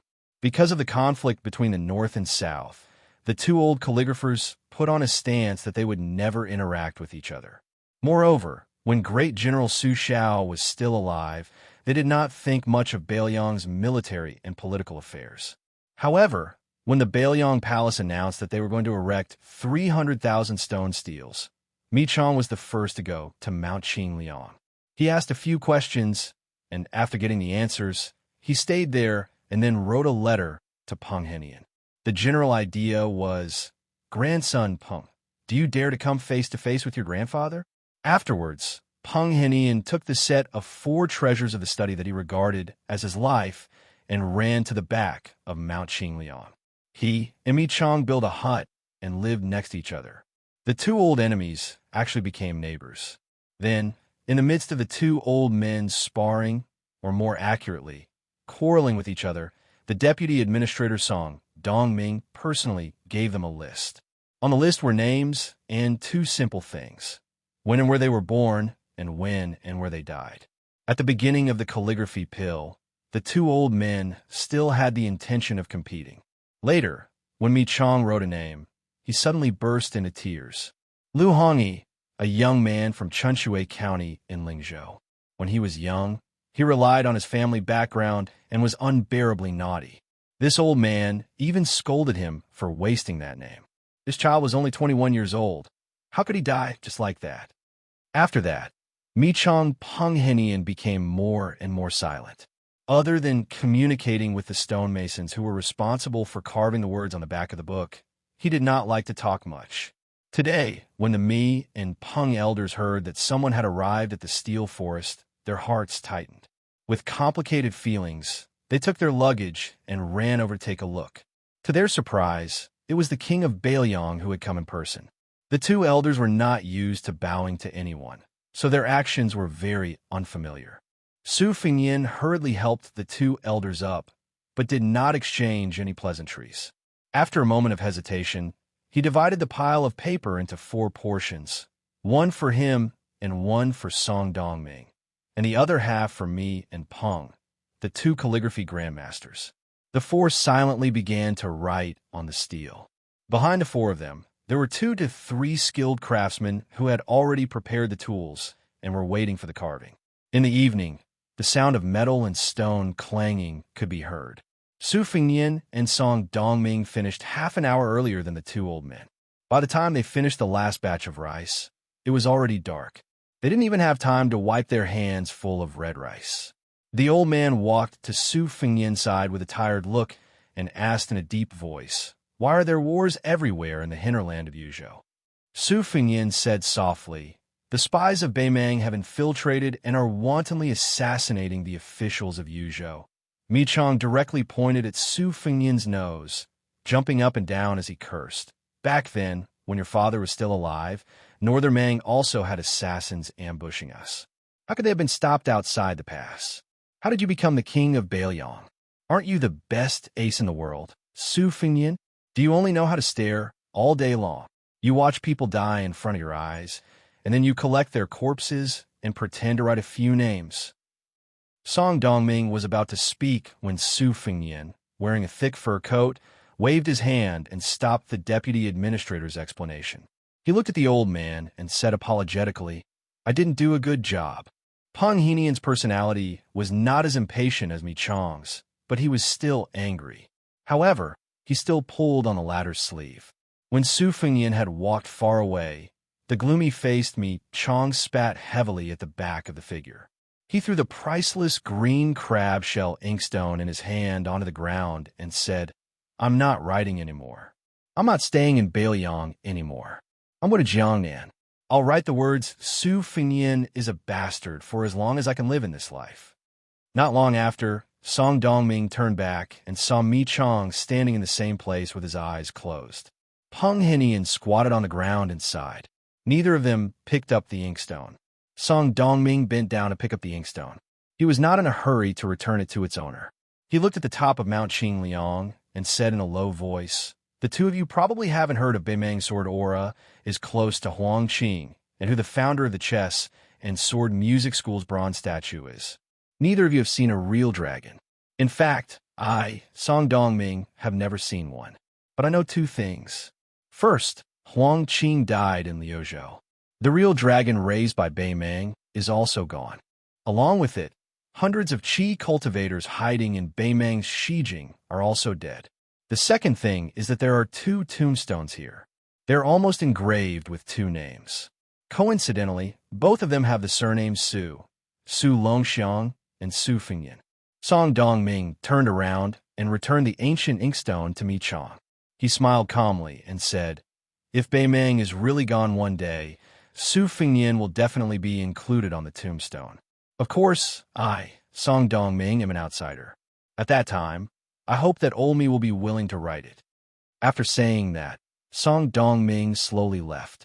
Peng Henian deliberately did not look at Mi Chong, whose face was flushed red. He counted with his fingers and seemed to be talking to himself. "Su Fingyan is a bastard. That's not right, Olmi. You calculated wrongly. It's 9 words, not 8 words like you said." Mi Chong carefully kept the ancient inkstone. He rolled his eyes and said, "Mi Chong is a bastard, okay? It's exactly 8 words." Peng Henian laughed out loud and said, "Sure, why not? Isn't your birthday in a few days? I'll write a piece of calligraphy for you. How about that?" Mi Chong did not care about being polite.